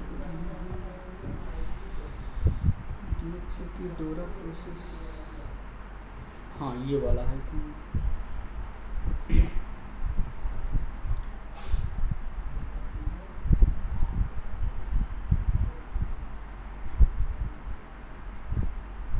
बिल्कुल सही, आप देख सकते हो मेरे भाई। मैं इसकी फॉन्ट इंक्रीज कर दूं ताकि आप क्लियरली देख पाओ इसे। देख सकते हो मेरे पीसी ने क्या करा, DHCP सर्वर से डिस्कवर करा, मीन्स आईपी की रिक्वेस्ट करा। तो मेरे पास चूँकि कोई अपनी आईपी तो थी नहीं, लेकिन जब तक मैं DHCP सर्वर से आईपी मांगूंगा नहीं तो DHCP सर्वर तो देगा नहीं, तो हमने एक पैकेट जनरेट करा जिसमें सोर्स आईपी क्या डाल दिया, ऑल 0। और डेस्टिनेशन आईपी में क्या डाल दिया, ऑल 255। तो मे भी आप समझ चुके होंगे कि डीएचसीपी के टाइम पे हमें ऑल 0 की रिक्वायरमेंट कब होती है। अब आगे देखते हैं। बस फिलहाल के लिए हम डीएचसीपी पे इतना ही बात करेंगे।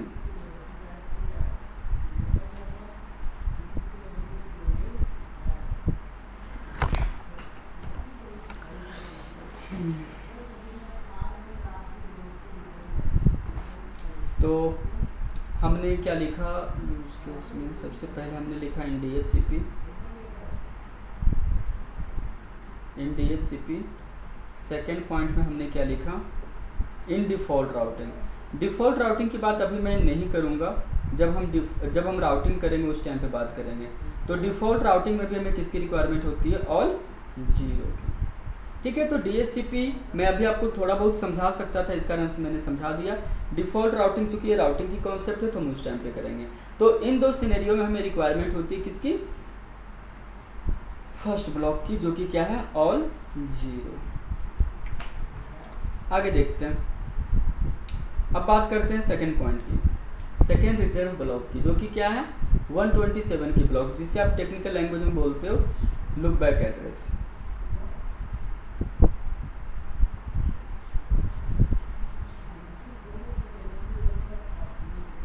इसकी जो रेंज होती है वो कहाँ तक होती है, 127 से लेकर के कहाँ तक मैक्सिमम होगा, 255 तक ही तो होगा।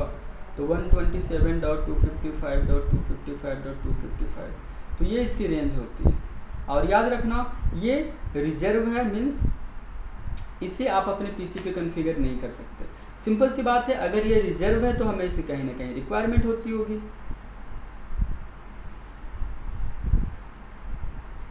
ठीक है, हमें इसकी रिक्वायरमेंट कहाँ पे होती है, यूज्ड फॉर टिश्यू। और आप बोल सकते हो यूज्ड फॉर सेल्फ पिंगिंग, दोनों में से कुछ भी आप बोल सकते हो। Self pinging, PINGING। पिंग का मीन क्या होता है मैं ये भी आपको बताऊंगा, फिलहाल आप नोट करो। तो ये इसकी रेंज है लुक बैक एड्रेस की।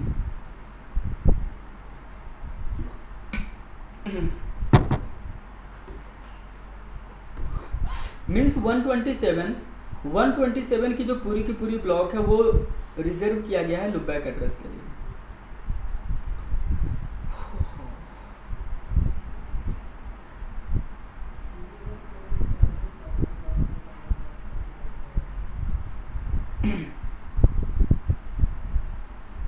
शुरू में 5 मिनट्स का ब्रेक लूँ, थोड़ा सा मेरा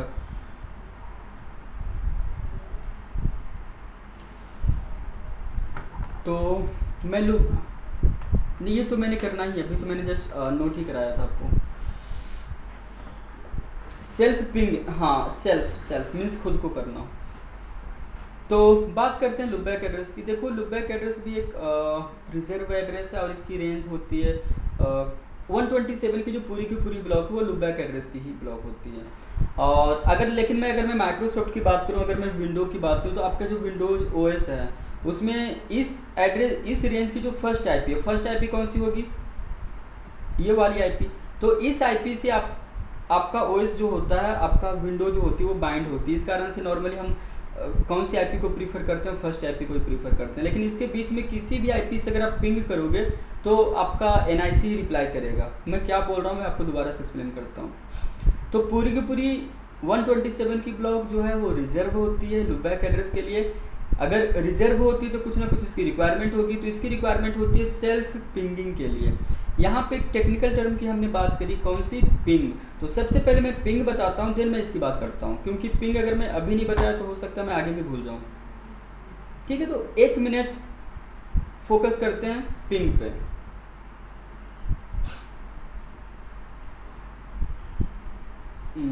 पिंग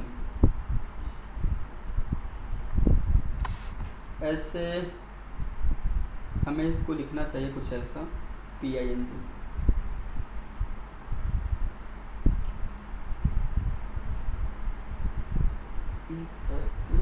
इसकी फुल फॉर्म होती है पैकेट इंटरनेट ग्रुपर। ठीक है।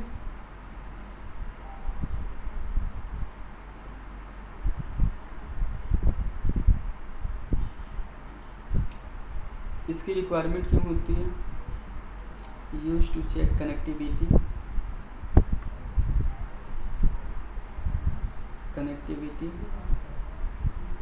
बिटवीन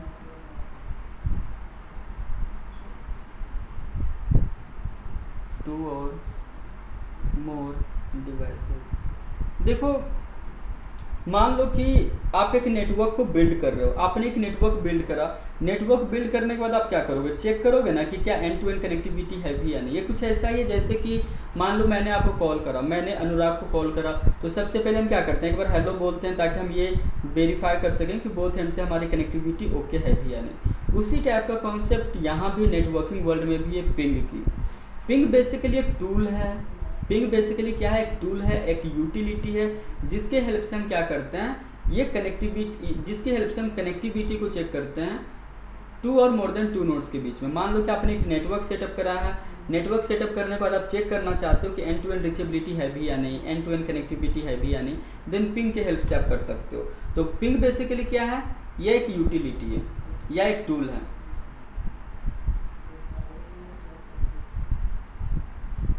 यूटिलिटी बोल सकते हो या आप इसे बोल सकते हो टूल। और सिंपल सी बात है, टूल मीन्स क्या? सर्विस। और अगर ये सर्विस है देन किसी ना किसी प्रोटोकॉल पे वर्क करता होगा। क्योंकि देखो, नेटवर्किंग वर्ल्ड में अगर आप किसी भी सर्विस को अगर आप एक्सेस करते हो, लाइक अगर आप डाउनलोड करते हो, अगर आप डाउनलोड करते हो, अगर आप अपलोड करते हो, अगर आप कोई स्ट्रीमिंग करते हो, है ना। जैसे कि मान लो मैं यहाँ पे एक मूवी देख रहा हूँ, तो ये भी कहीं ना कहीं किस पे डिपेंडेंट होगा? किसी ना किसी बैकग्राउंड में कोई प्रोटोकॉल ही तो यहाँ पे काम कर रहा होगा, है ना। तो कोई भी सर्विस अगर आप एक्सेस करना चाहते हो, चाहे ईमेल सर्व कर रहे हो आप, कोई भी सर्विस को अगर आप एक्सेस करते हो तो बैकग्राउंड में कोई ना कोई प्रोटोकॉल होती है। तो पिंग भी बेसिकली क्या है? एक सर्विस ही तो है जो कि आपको ये सर्विस प्रोवाइड करता है कनेक्टिविटी चेक करने की टू और मोर देन टू नोड्स के बीच में, है ना।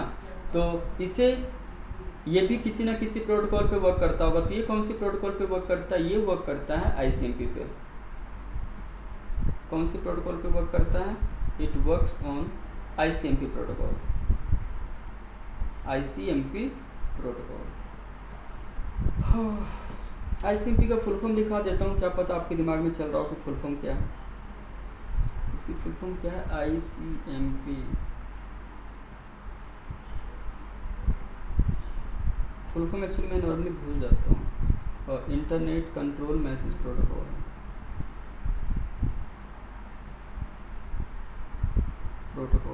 तो चलो, फुल फॉर्म तो नोट कर लिया हमने। पिंग बेसिकली क्या है? एक यूटिलिटी है, एक टूल है, जिसके हेल्प से हम हम क्या करते हैं, कनेक्टिविटी को चेक करते हैं। मान लो कि 4 पीसी को आपने कनेक्ट करा है, मान करके चलो कि ये स्विच है, इसके थ्रू आपने इन 4 पीसी को कनेक्ट करा। तो आप ये चेक तो करोगे ना कि क्या आपका ये नेटवर्क प्रॉपर वर्क कर रहा है या नहीं। तो कैसे करोगे? पिंग करके एंड टू एंड चेक कर लोगे। एक बार इससे पिंग करोगे, एक बार इससे, एक बार इससे, चेक हो जाएगा। रिप्लाई आ गया तो सही है, रिप्लाई नहीं आया मीन्स आपकी कनेक्टिविटी ओके है ही नहीं। तो सेल्फ पिंगिंग का यहाँ पे मीन क्या था? सेल्फ पिंगिंग का यहाँ पे मीन ये था कि मैं खुद की कनेक्टिविटी को चेक करूँगा। खुद की कनेक्टिविटी को कैसे चेक करोगे? खुद की कनेक्टिविटी को चेक करने का मीन क्या है? खुद की एनआईसी को। क्योंकि आपका नेटवर्क एनआईसी मीन्स आप समझते होगे, लाइन कार्ड की मैं बात कर रहा हूँ, उस लाइन कार्ड की जिसके थ्रू आप, जिससे आप क्या करते हो, लैन केबल कनेक्ट करते हो, इथरनेट केबल कनेक्ट करते हो। तो सेल्फ पिंगिंग का मीन क्या है? कि खुद की कनेक्टिविटी को चेक करना, खुद के एनआईसी को चेक करना कि आपका एनआईसी वर्किंग है या नहीं, है ना। अगर वर्किंग होगा, अगर आपका एनआईसी वर्किंग होगा तो वो रिप्लाई करेगा, वर्किंग नहीं होगा तो वो रिप्लाई नहीं करेगा, है ना। तो इसलिए हमने बोला कि इसके हेल्प से हम क्या करते हैं, सेल्फ पिंगिंग करते हैं, खुद को पिंग करके देखते हैं, खुद की कनेक्टिविटी को चेक करते हैं। मैं दिखाता हूँ मेरा मीन क्या था, एक बार मैं आपको दिखा दूँ। मैं CMD पे गया, पहले मैं रन पे गया। रन पे कैसे जाते हो, Windows+R टैप करते ही आप रन प्रॉम्प्ट पे चले जाओगे, देन आप टैप करोगे CMD। मैं यहाँ पे CMD पे आ चुका हूँ। मैं मैग्नीफायर ऑन कर देता हूँ, क्या पता आपको ना दिख रहा हो।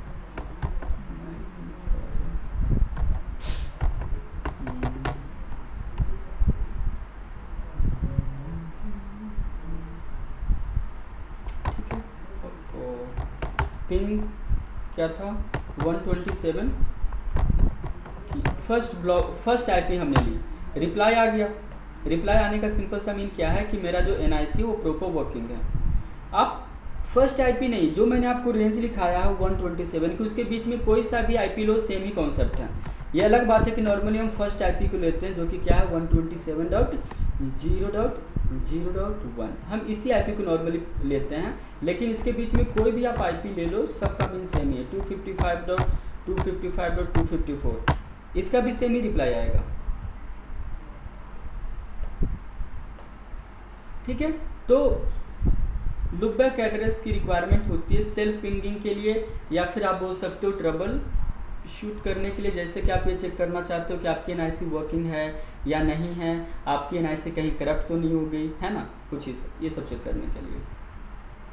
क्योंकि होता क्या है कि मैं आपको समझाता हूँ कि हमें लुकबैक एड्रेस की रिक्वायरमेंट क्यों पड़ी, मे भी आप इस लॉजिक को समझ ना पाओ। होगा ये, मान लो कि अगर आपका एनआईसी करप्ट हो गया, एनआईसी मीन्स मैं लैंड कार्ड की बात कर रहा हूँ जिससे आप लैंड केबल अटैच करते हो। तो मान लो कि आपका ये जो एनआईसी कार्ड है कुछ ऐसा दिखता है ना, पता नहीं जैसा भी दिखता हो, तो ये आपका एनआईसी कार्ड है जो आपका ये दिख रहा है ना, जो आपका लैंड कार्ड है। अगर आपका लैंड कार्ड क्या हो जाए करप्ट, अगर आपका लैंड कार्ड करप्ट हो जाए देन क्या आप इंटरनेट एक्सेस कर पाओगे? नहीं कर पाओगे। तो सिंपल सी बात है, आपका एनआईसी करप्ट हो चुका है तो इसको तो आईपी मिलेगा ही नहीं। जब आपके एनआईसी कार्ड को कोई आईपी ही नहीं मिलेगी देन आप ये कैसे वेरीफाई करोगे कि आप अगर इंटरनेट एक्सेस नहीं कर पा रहे हो देन प्रॉब्लम क्या है? एक्चुअल में प्रॉब्लम कुछ भी हो सकती है ना। तो एक्चुअल में क्या प्रॉब्लम है आप कैसे चेक करोगे? क्या पता आपका एनआईसी खराब हो चुका हो। अगर एनआईसी खराब हो गया है तो आप कैसे चेक करोगे? क्योंकि अगर आपका एनआईसी करप्ट हो चुका है तब तो ये आईपी रिसीव करेगा ही नहीं। जब आईपी रिसीव नहीं करेगा तो आप कैसे चेक करोगे? कैसे चेक करोगे कि एनआईसी वर्किंग है या नहीं? तो उस टाइम पे हमें इस रिजर्व आईपी की रिक्वायरमेंट होती है। तो पिंग करेंगे, पिंग मीन्स क्या? कनेक्टिविटी चेक करेंगे। किसके बीच में? इस एनआईसी के बीच में। कौन सी आईपी से चेक करोगे? क्योंकि इसके पास तो कोई आईपी है ही नहीं। इसी सिनेरियो के लिए हमारे पास कॉन्सेप्ट बनाया गया है लुकबैक एड्रेस का, है ना, कुछ ऐसा। स्टार्टिंग में ना काफ़ी थियरी पार्ट होता है ना, थोड़ा सा कॉन्सेप्ट पे भी ध्यान देना होता है, आपको ट्रैक पे लाना होता है, तो हालत ख़राब हो जाती है। नेक्स्ट कॉन्सेप्ट पे आते हैं और अब हम बात करते हैं अपीपा एड्रेस की। APIPA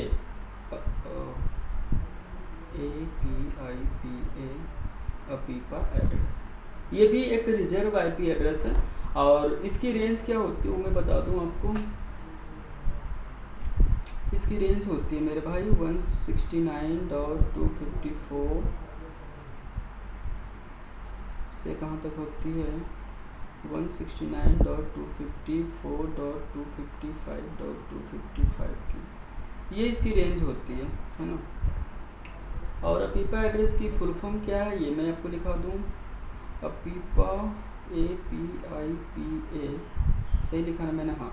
अपीपा stands for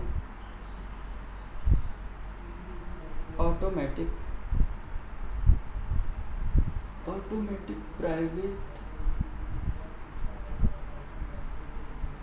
IP address. देखो मैं रिकॉर्डिंग आपको 3 से 4 के बीच में नॉर्मल 5 बजे तक मैं आपको दे दूंगा, है ना। वैसे भी आप पढ़ने को तो रात में पढ़ते होंगे, तो आप मान करके चलना कि मैं 5 बजे तक आपको दे दूंगा। अगर मैं मान लो कि 5 बजे तक आपको रिकॉर्डिंग आपके ग्रुप में नहीं डाला तो आप कोई एक मुझे टेक्स्ट कर देना, मुझे याद दिला देना, क्योंकि मैं भूल जाता हूँ, बैच बैक टू बैक होते हैं ना, इसलिए।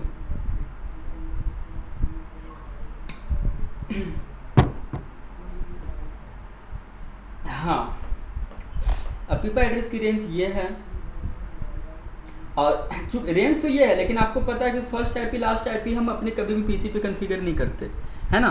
तो इसका मतलब ये है कि स्टार्ट कहाँ से होगा 1 से एंड कहाँ तक होगा 254 तक। क्यों होता है फर्स्ट आईपी लास्ट आईपी हम क्यों कंसीडर नहीं करते? क्योंकि फर्स्ट आईपी नेटवर्क एड्रेस होता है जो कि आपके नेटवर्क को रिप्रेजेंट करता है। लास्ट आईपी ब्रॉडकास्ट आईपी होती है जिसकी रिक्वायरमेंट हमें तभी होती है जब हमें अपने डोमेन के अंदर ब्रॉडकास्ट करना होता है। तो इसीलिए हम फर्स्ट और लास्ट आईपी के बीच की जो रेंज होती है ना, उसी को हम अपने पीसी पे कॉन्फ़िगर करते हैं। तो बात कर रहा था मैं अपीपा एड्रेस की। इसकी फुल फॉर्म है ऑटोमेटिक प्राइवेट आईपी एड्रेस। समझते हैं अपीपा एड्रेस की कॉन्सेप्ट को कि अपीपा एड्रेस अगर रिजर्व है देन इसकी रिक्वायरमेंट क्या है, हमें इसकी कब रिक्वायरमेंट होती है। देखते हैं इसे।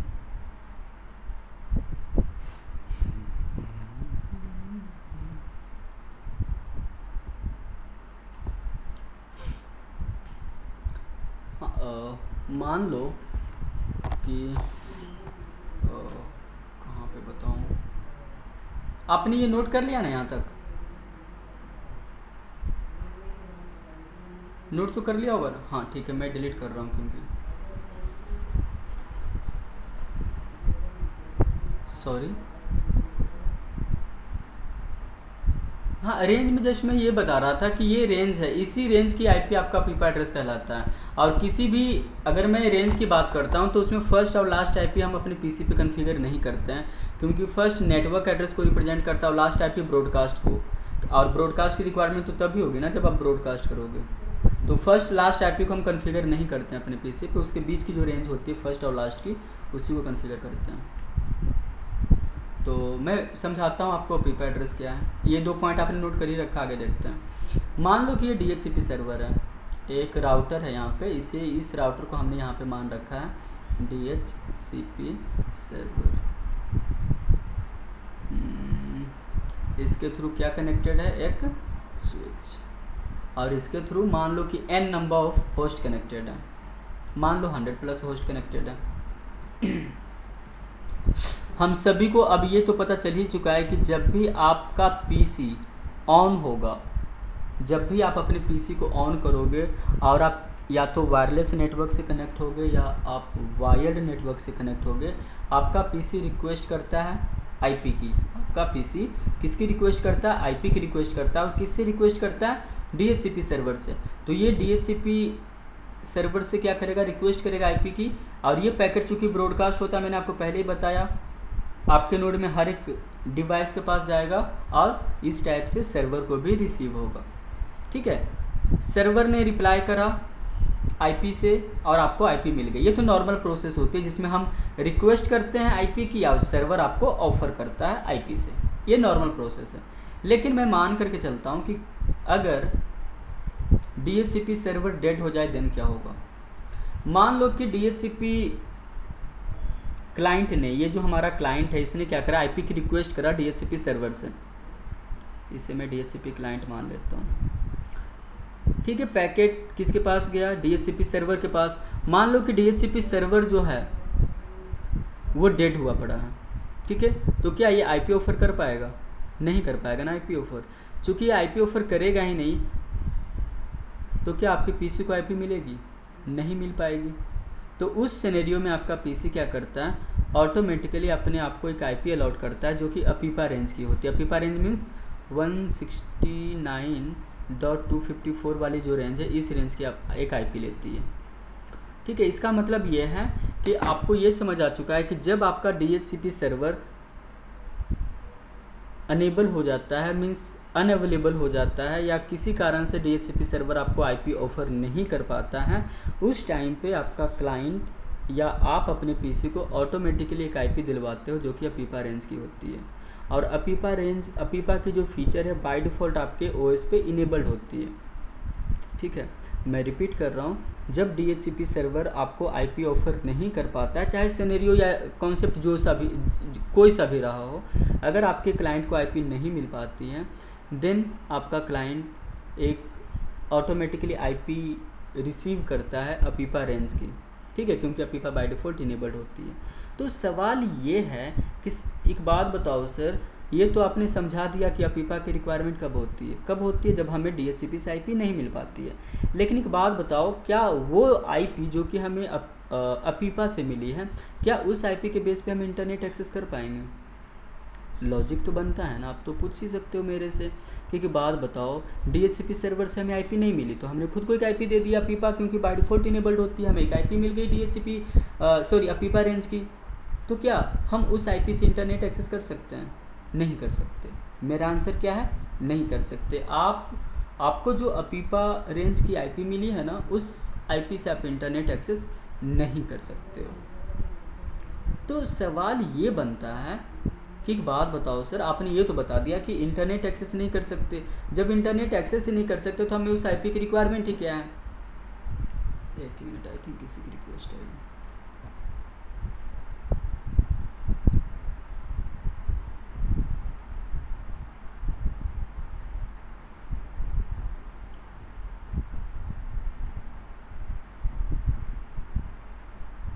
ठीक है, तो मैंने क्या बताया कि अपीपा रेंज की जो आपको आईपी मिलती है ना, इस आईपी से आप इंटरनेट एक्सेस नहीं कर पाते हो। तो सवाल यह है कि जब हम इंटरनेट एक्सेस ही नहीं कर पाते हैं तो हमें इस आईपी की रिक्वायरमेंट ही क्यों है? तो इसकी रिक्वायरमेंट होती है to stop the flooding. Flooding को स्टॉप करने के लिए हमें रिक्वायरमेंट होती है किसकी? अपीपा एड्रेस की। फ्लडिंग का मीन क्या, आप इसे देखते हैं। अगर आपको याद होगा कुछ टाइम पहले मैंने बताया था कि जब भी डीएचसीपी क्लाइंट डीएचसीपी सर्वर से आईपी की रिक्वेस्ट करता है तो ये रिक्वेस्ट में कौन सी पैकेट फॉरवर्ड करता है? Broadcast packet. कौन सी पैकेट फॉरवर्ड करता है? ब्रॉडकास्ट। और ब्रॉडकास्ट पैकेट तो आपके नोड में या आपके डोमेन में हर एक पीसी को रिसीव होगा। समझ आ रही बात? और ये क्लाइंट तब तक ब्रॉडकास्ट करता रहता है जब तक कि आपके पीसी को एक आईपी ना मिल जाए। मीन्स ये कि जब तक डीएचसीपी सर्वर आपको आईपी ऑफर नहीं कर देता, आप कंटिन्यूस क्या करते रहोगे? ब्रॉडकास्ट पैकेट जनरेट करते रहोगे कंटिन्यूस। तो इससे क्या होगा? फ्लडिंग होगी ना। ठीक है, इससे क्या होगी? फ्लडिंग होगी। आप ऐसे भी समझ सकते हो, मान लो कि 100+ होस्ट हैं, मॉर्निंग का टाइम है, आप सभी 10 बजे अपने ऑफिस में आते हो और सभी 100 बंदों ने क्या करा? अपने अपने पीसी को ऑन करा। जैसे ही सभी ने अपने अपने पीसी को ऑन करा, सभी ने डीएचसीपी सर्वर से आईपी की रिक्वेस्ट करना स्टार्ट करा और ये रिक्वेस्ट तो ब्रॉडकास्ट पैकेट होगी। तो सोच करके देखो, इस 100 पीसी में से हर एक पीसी ने ब्रॉडकास्ट पैकेट जनरेट करा। तो समझ रहे हो आप, ये ब्रॉडकास्ट की क्या हो जाएगी? फ्लडिंग हो जाएगी ना, क्योंकि आपको भी पता है कि आपको तो आईपी मिलेगी नहीं, क्योंकि सर्वर ही हमारा क्या हो चुका है? डेड हो चुका है। तो ये जो ब्रॉडकास्ट की फ्लडिंग है ये कंटिन्यूस चलती रहेगी, कंटिन्यूस एवरी 4 सेकेंड पे। अगर मैं सिस्को की बात करूं तो सिस्को की जो ओएस है ये एवरी 4 सेकेंड में क्या करता है? डीएचसीपी डिस्कवर पैकेट जनरेट करता है और ये पैकेट ब्रॉडकास्ट होती है, कंटिन्यूस जनरेट करता रहेगा। और ये डिपेंड करता है ओएस टू ओएस। किसी ओएस में 2 सेकेंड भी होती है, किसी ओएस में 3 सेकेंड भी होती है, किसी ओएस में 4 सेकेंड भी होती है। तो ओवरऑल आप ये समझ सकते हो कि एवरी 2 to 4 सेकेंड में आपका क्लाइंट जो है वो कंटिन्यूस ब्रॉडकास्ट पैकेट जनरेट करता रहेगा तब तक जब तक आपको डीएचसीपी सर्वर ऑफर ना कर दे क्या? आईपी, तब तक। तो इस ब्रॉडकास्ट फ्लडिंग को कंट्रोल करने के लिए कॉन्सेप्ट लाई गई किसकी? अपीपा एड्रेस की। किसकी कॉन्सेप्ट लाई गई? अपीपा एड्रेस की। अब क्या होता है, अगर अपीपा एड्रेस के आने के बाद क्या होता है, अब हम इसकी बात करते हैं। अब आपको समझ में आ चुका कि अपीपा एड्रेस की रिक्वायरमेंट क्यों है? To stop the broadcast flooding. अब समझते हैं कि अपीपा एड्रेस के कॉन्सेप्ट से क्या होगा। आपका ये जो डीएचसीपी क्लाइंट है ना, वो फर्स्ट 3 पैकेट जनरेट करेगा।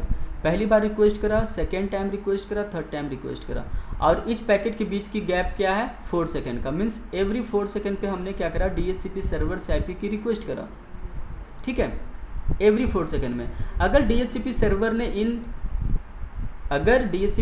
ने इन 3 पैकेट्स को रिप्लाई नहीं करा तो उस टाइम पे आपका जो डीएचसीपी क्लाइंट है वो अपने आप को ऑटोमेटिकली एक आईपी दे देता अपीपा रेंज की। कोई भी अपीपा रेंज में से आपको एक आईपी मिल जाएगा। तो इससे फ़ायदा क्या होगा? इससे फ़ायदा ये हो गया, मान लो आपको एक आईपी मिल गई 169.254.1.145, आपको एक आईपी मिल चुकी है।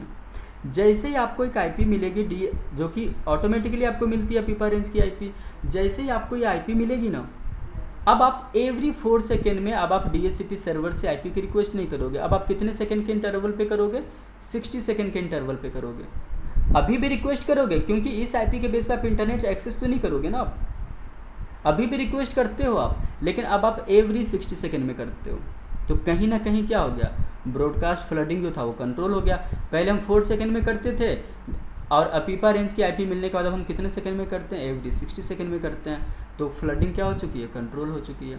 तो अपीपा की एक्चुअल में रिक्वायरमेंट होती है to stop the broadcast flooding. आप अपीपा रेंज की आईपी से इंटरनेट एक्सेस नहीं कर सकते।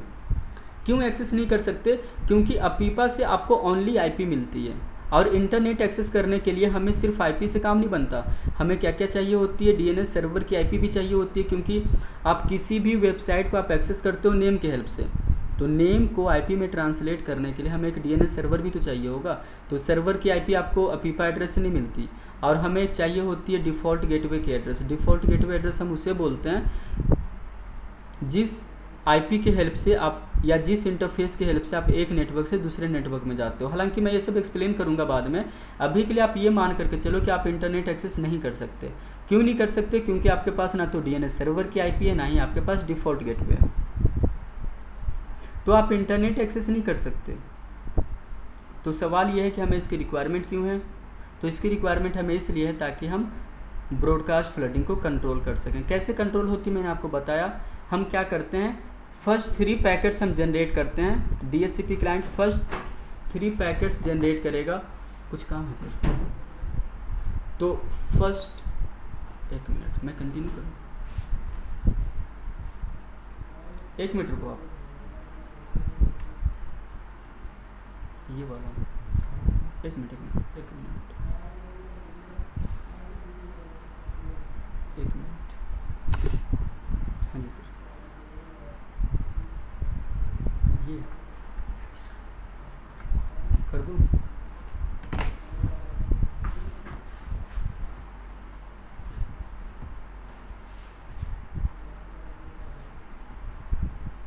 और किसी को? ठीक है सर, थैंक यू।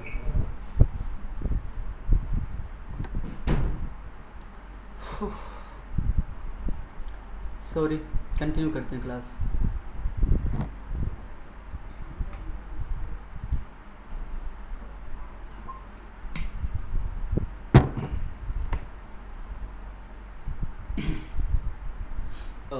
ठीक है, तो मैंने आपको क्या बताया कि आपका जो डीएचसीपी क्लाइंट होता है वो फर्स्ट 3 पैकेट्स जनरेट करता है। फर्स्ट टाइम पैकेट जनरेट करेगा अगर, और फर्स्ट टाइम पैकेट जनरेट करा और 4 सेकंड का वेट करेगा। 4 सेकंड के बाद भी अगर डीएचसीपी से आईपी आपको ऑफर नहीं हुआ तो आप सेकंड टाइम पैकेट जनरेट करोगे। सेकंड का भी रिप्लाई नहीं आया देन थर्ड टाइम जनरेट करोगे। इन 3 पैकेट्स का भी अगर रिप्लाई नहीं आया देन आप अपने आप को एक अपीपा रेंज की आईपी दे दोगे। और अपीपा रेंज की आईपी देने के बाद अब आप 4 सेकंड पे आप रिक्वेस्ट नहीं करोगे, अब आप कितने सेकंड पे करोगे? एवरी 60 सेकंड पे। ठीक है, तो इस टाइप से हमने समझा कि अपीपा एड्रेस की हमें रिक्वायरमेंट क्यों होती है, to stop the broadcast flooding. हाँ जी पूछो।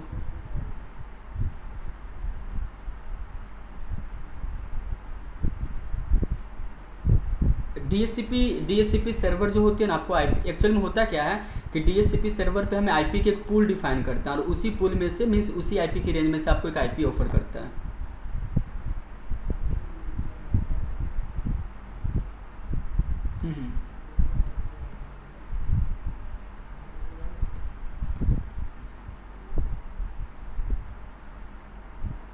मैं एक्सप्लेन करता हूँ। आई थिंक कुछ कॉन्सेप्ट यहाँ पे लूप होल्स है, मैं दोबारा से एक्सप्लेन करता हूँ। ठीक है, to stop the broadcast flooding.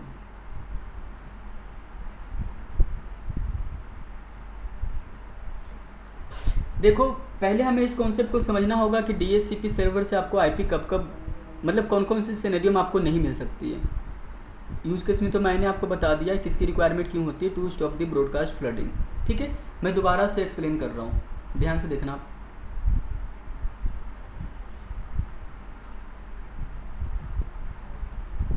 DHCP server,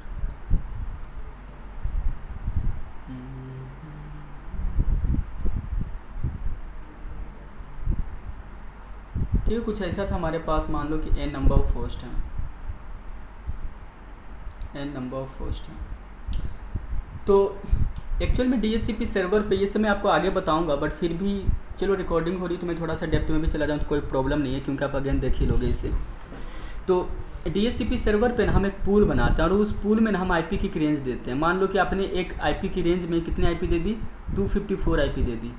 ठीक है, तो इसका मतलब ये है कि डीएचसीपी सर्वर मैक्सिमम कितने होस्ट को आईपी दे सकता है? 254 होस्ट को आईपी दे सकता है।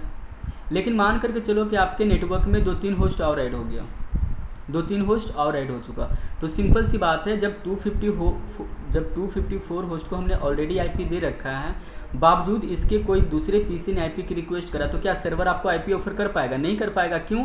क्योंकि इसकी पूल तो एग्जॉस्ट हो चुकी है, इसकी पूल तो बिल्कुल डिप्लीट हो चुका है, इसके पास कोई आईपी तो बचा ही नहीं है। तो इस सिनेरियो में भी आपको अपीपा रेंज की आईपी मिलेगी। क्यों? क्योंकि डीएचसीपी सर्वर आपको आईपी ऑफर करेगा नहीं, तो उस टाइम पे आप क्या करोगे? अपीपा रेंज की आईपी ही दोगे। ये पहला सिनेरियो है। दूसरा सिनेरियो ये हो सकता है कि डीएचसीपी सर्वर ही डेड हो चुका है। तीसरा ये हो सकता है कि आपके पीसी से सर्वर के बीच की जो लिंक है, हो सकता है कहीं वो लिंक भी ब्रेक हो। चूँकि लिंक ब्रेक हो तो डीएचसीपी सर्वर के पास रिक्वेस्ट ही नहीं जा पाएगी। तो ये सारे मल्टीपल सिनेरियो बन सकते हैं। अब आगे देखते हैं। ये मैं इसलिए दोबारा से एक्सप्लेन करा क्योंकि ये भी कि नॉर्मल इंटरव्यू में पूछा जाता है कि अपीपा रेंज की आईपी हमें कब कब मिल सकती है। एक्सप्लेन करता हूँ 1 मिनट।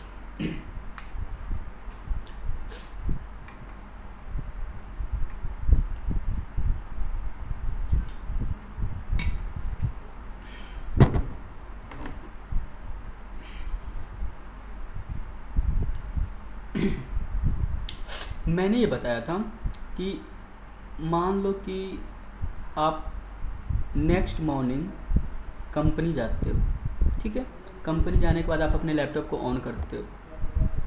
आपके साथ साथ सभी 100 बंदे या 200 बंदे, जितने भी बंदे कनेक्टेड हैं, सभी अपने अपने लैपटॉप को सभी ने या डेस्कटॉप को उन्होंने ऑन करना है। सभी ने क्या करना है? सबसे पहला काम तो डीएचसीपी से आईपी की रिक्वेस्ट ही करना है। सभी ने डीएचसीपी सर्वर से आईपी की रिक्वेस्ट करा, और सभी का पैकेट क्या होगा? ब्रॉडकास्ट पैकेट, क्योंकि क्लाइंट ब्रॉडकास्ट ही करता है। लेकिन मान करके चलो सर्वर ही अनअवेलेबल हो चुका है ना, तो क्या आप सबको आईपी मिलेगी? नहीं मिलेगी ना।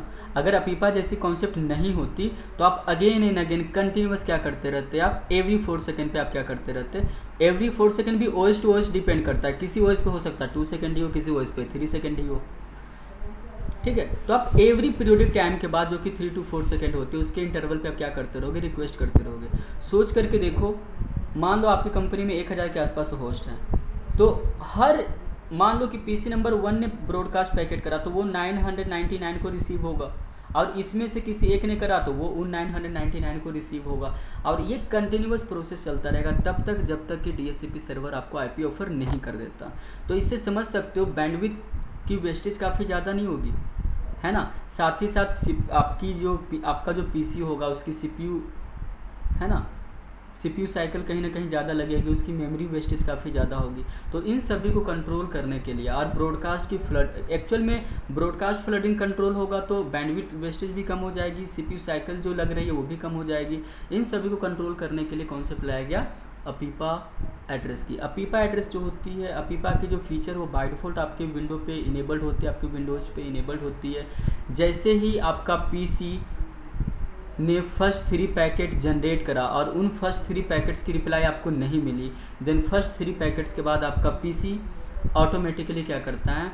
एक अपीपा रेंज की एक आईपी अलाउड कर देता है खुद को। इससे फ़ायदा ये हो जाता है कि अब आप एवरी 4 सेकंड पे आप डीएचसीपी सर्वर से आईपी की रिक्वेस्ट नहीं करोगे, अब आप नॉर्मली 60 सेकंड के बाद करोगे। ये सब मैं आपको प्रैक्टिकली भी दिखाऊंगा जब मैं आपको डीएचसीपी कराऊंगा उस टाइम पे। अभी के लिए बस आप ये समझो, अपीपा एड्रेस की हमें रिक्वायरमेंट होती है ब्रॉडकास्ट फ्लडिंग के लिए, क्योंकि अपीपा एड्रेस जो आपको आईपी मिलेगा वो इंटरनेट तो आप एक्सेस करोगे नहीं, क्योंकि अपीपा जस्ट आपको आईपी देता है। और इंटरनेट एक्सेस करने के लिए हमें डीएनएस सर्वर की भी आईपी चाहिए होती है, और हमें डिफ़ॉल्ट गेटवे की भी आईपी चाहिए होती है। डिफ़ॉल्ट गेटवे वो आईपी होती है जो कि राउटर के लैन इंटरफेस की आईपी होती है, जैसे कि ये कुछ ऐसा। लेकिन इन सब के बारे में हम काफ़ी डिटेल में बात तब करेंगे जब राउटिंग करेंगे। समझ आया?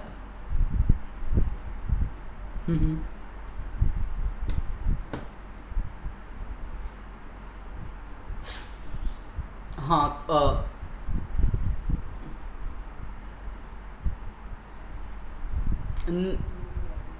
इन्होंने जस्ट रैंडम नंबर ही उठाया, इसके पीछे कोई ऐसा कोई कॉन्सेप्ट है नहीं।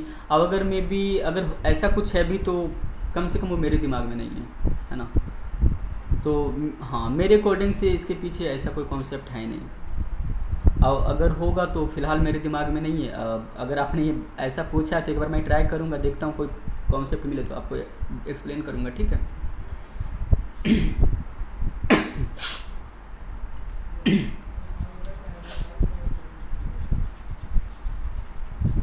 तो इस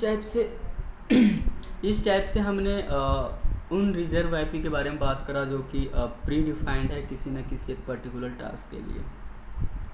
ठीक है, तो यहाँ तक मैं मान करके चल रहा हूँ कि आपको सारे कॉन्सेप्ट समझ आ चुके हों। अभी तक हमने जो भी बताया इसमें किसी को कोई डाउट तो नहीं है ना? ठीक है, आगे देख। हाँ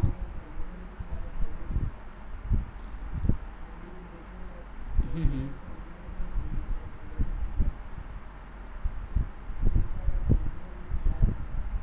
फर्स्ट ब्लॉक नहीं, फर्स्ट पूरी की एक्चुअल में पूरी की पूरी ब्लॉक ही आपकी रिजर्व है।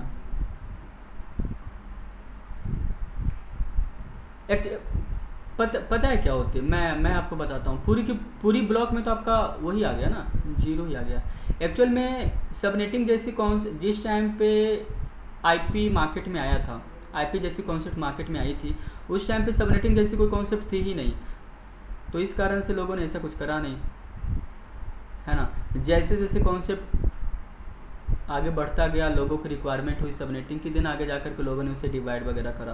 पहले की डेट में आप देख सकते हो 127 की ब्लॉक भी पूरी की पूरी ब्लॉक ही रिजर्व है, जीरो वाली ब्लॉक भी पूरी की पूरी ब्लॉक ही रिजर्व है। तो वो ऐसा ही था, क्योंकि उस टाइम पे सबनेटिंग जैसी कॉन्सेप्ट थी नहीं जो वो डिवाइड वगैरह कर सकें। बाद में लोगों को लगा कि यार आईपी वेस्टेज तो काफ़ी ज़्यादा हो रही है, तब जाकर के लोगों ने उसे डिवाइड करना अपनी रिक्वायरमेंट के अकॉर्डिंग से स्टार्ट करा, पूरी block.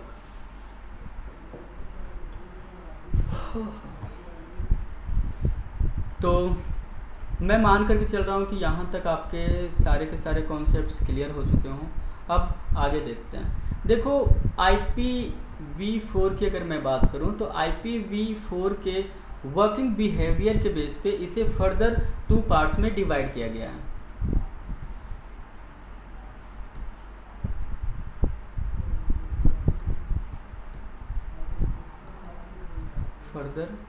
further divided into 2 parts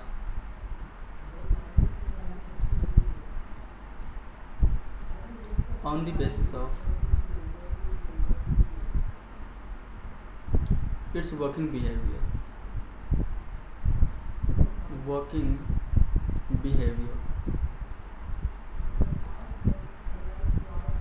तो IPv4 को फर्दर इसे 2 पार्ट्स में डिवाइड किया गया है, इसके वर्किंग बिहेवियर के बेस पे। इसका मीन क्या है अब मैं आपको समझाता हूँ। एक्चुअल में IPv4 को फर्दर 2 पार्ट्स में डिवाइड किया गया, और एक पार्ट को हम बोलते हैं पब्लिक आईपी, दूसरे पार्ट को हम बोलते हैं प्राइवेट आईपी।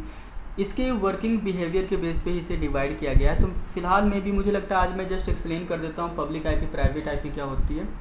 अगर टाइम मिला तो हम इसे में भी एक्सप्लेन कर पाएंगे, नहीं तो जस्ट मैं पॉइंट्स लिखा देता हूँ पब्लिक आईपी प्राइवेट आईपी के बारे में। तो देखते हैं।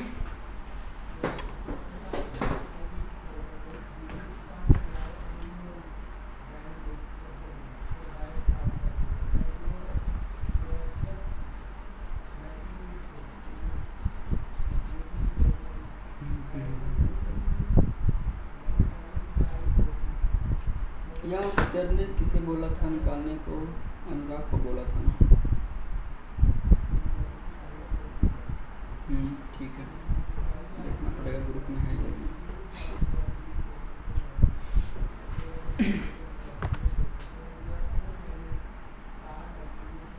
ठीक है, तो एक साइड हम नोट करते हैं पब्लिक आईपी, दूसरे साइड हम नोट करते हैं प्राइवेट आईपी। अभी आज हम ओनली इसे नोट करेंगे, कल मैं आगे एक्सप्लेन करूंगा, क्योंकि इस काफ़ी टाइम लगेगा पब्लिक आईपी प्राइवेट आईपी को एक्सप्लेन करने में। जल्दी जल्दी के चक्कर में ऐसा ना हो जाए कि समझाने की जगह तब मैं आपको और उलझा दूँ। पब्लिक आईपी मेरे दोस्त हमें मिलती है ISP से। ISP क्या होती है हम बात करेंगे अभी, बाद में।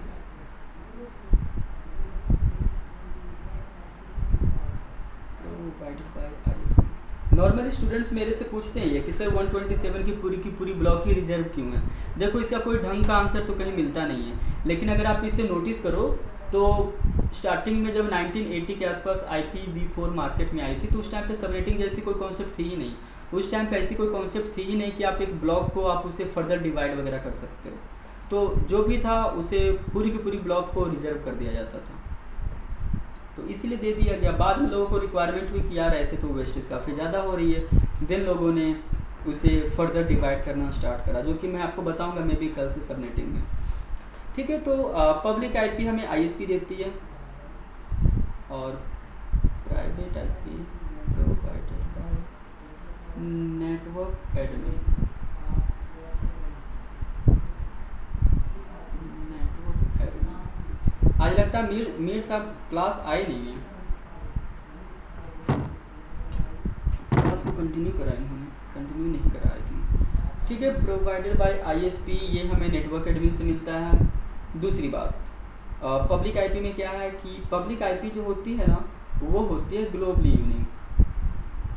देखो मैं अपने साइड से काफ़ी स्लो पढ़ा रहा हूँ और मैं ट्राई कर रहा हूँ कि हर एक छोटे से छोटे पॉइंट्स को भी एक्सप्लेन करूँ, बट यार देखो अगर कहीं अगर आपको ऐसा लगता है कोई ऐसा पॉइंट जो कि मैंने स्किप कर दिया हो या मेरे दिमाग में उस टाइम ना आया हो, तो आप मुझे बताना, ठीक है, क्योंकि मैं चाहता हूँ कि आपके हर एक पॉइंट्स को मैं ज़्यादा से ज़्यादा एक्सप्लेन कर सकूँ।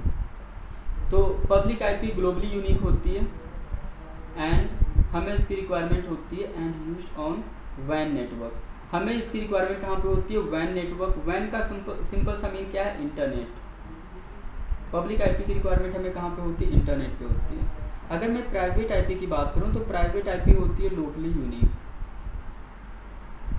प्राइवेट आईपी क्या होती है? लोकली यूनिक होती है, और चूंकि ये लोकली यूनिक होती है इस कारण से इसे हम इंटरनेट पे तो हम डिप्लॉय करेंगे नहीं, तो इसे हम डिप्लॉय कहाँ पे करते हैं?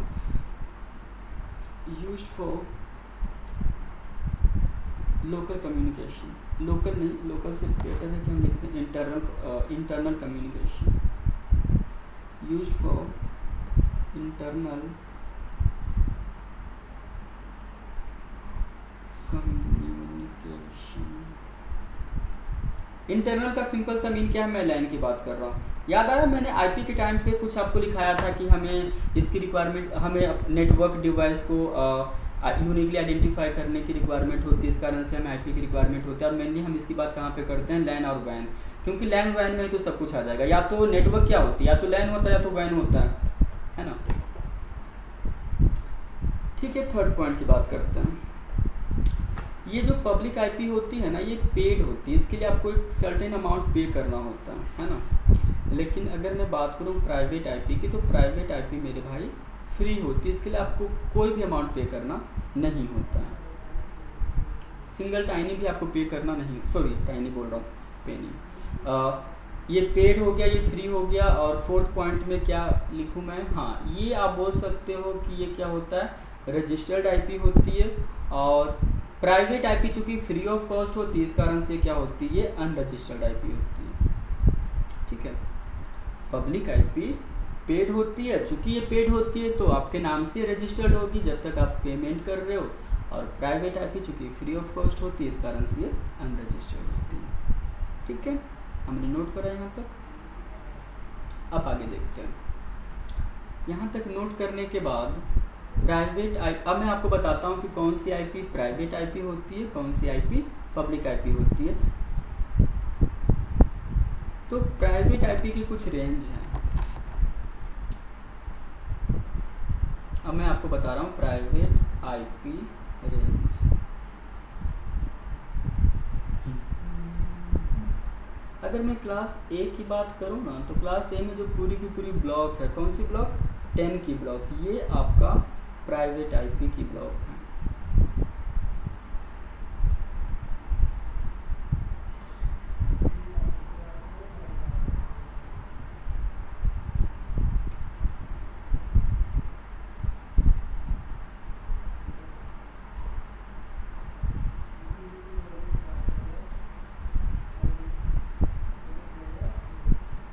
और इसमें 192, 168 की जो ब्लॉक है वो क्या है? प्राइवेट आईपी की ब्लॉक है।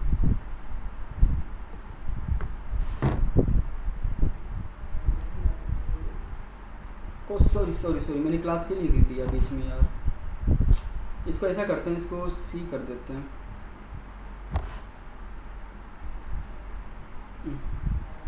सॉरी, मैंने क्लास सी लिख दिया यहाँ पे। चलो अब बी इधर लिख देते हैं। अगर मैं क्लास बी की बात करूँ,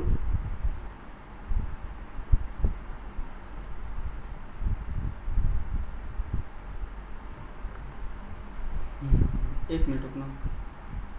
ओह सॉरी यार, कॉल आई थी उनकी। एक मिनट।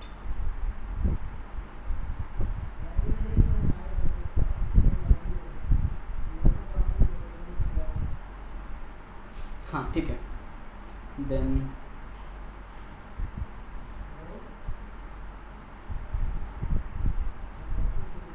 16 से कहाँ तक है, 31 तक। तो ये हमारा क्लास ए है, ये हमारा क्लास बी है, ये हमारा क्लास सी है। तो प्राइवेट आईपी की बस यही रेंज है हमारे पास। इसके अलावा जो भी आईपी दिखे, इन ब्लॉक के अलावा आपको अगर कोई भी आईपी दिखे, वो सारे के सारे आईपी क्या होंगे, आपके पब्लिक आईपी होंगे। ठीक है। तो प्राइवेट आईपी के हमारे पास 3 ही ब्लॉक हैं। 10 की 192, अगर मैं क्लास सी की बात करूं तो 192 168 वाली जो ब्लॉक है वो। अगर मैं क्लास बी की बात करूं तो 172 16 की ब्लॉक से लेकर के 31 तक की जो ब्लॉक है वो प्राइवेट आईपी की ब्लॉक है। तो ये हमारा प्राइवेट आईपी की ब्लॉक है। और इन ब्लॉक के अलावा या इन आईपी के अलावा जो भी आईपी है वो सारे के सारे हमारे पब्लिक आईपी होते हैं। तो अभी के लिए मैं इतना ही रखता हूँ। एक्सप्लेन करने का काम हम कल करेंगे। मीन्स ये कि कल मैं दोबारा से आपको ये पॉइंट बताऊंगा। पब्लिक आईपी प्राइवेट आईपी मैंने नोट करा दिया, कल हमने इसे एक्सप्लेन करना है। तो आज के लिए बस मैं इतना ही रखता हूँ, कल आगे कंटिन्यू करते हैं। ठीक है। हाँ, मैं आज मैं एक बार मैनेजमेंट से बात करता हूँ, क्योंकि हमारे भी कुछ अपने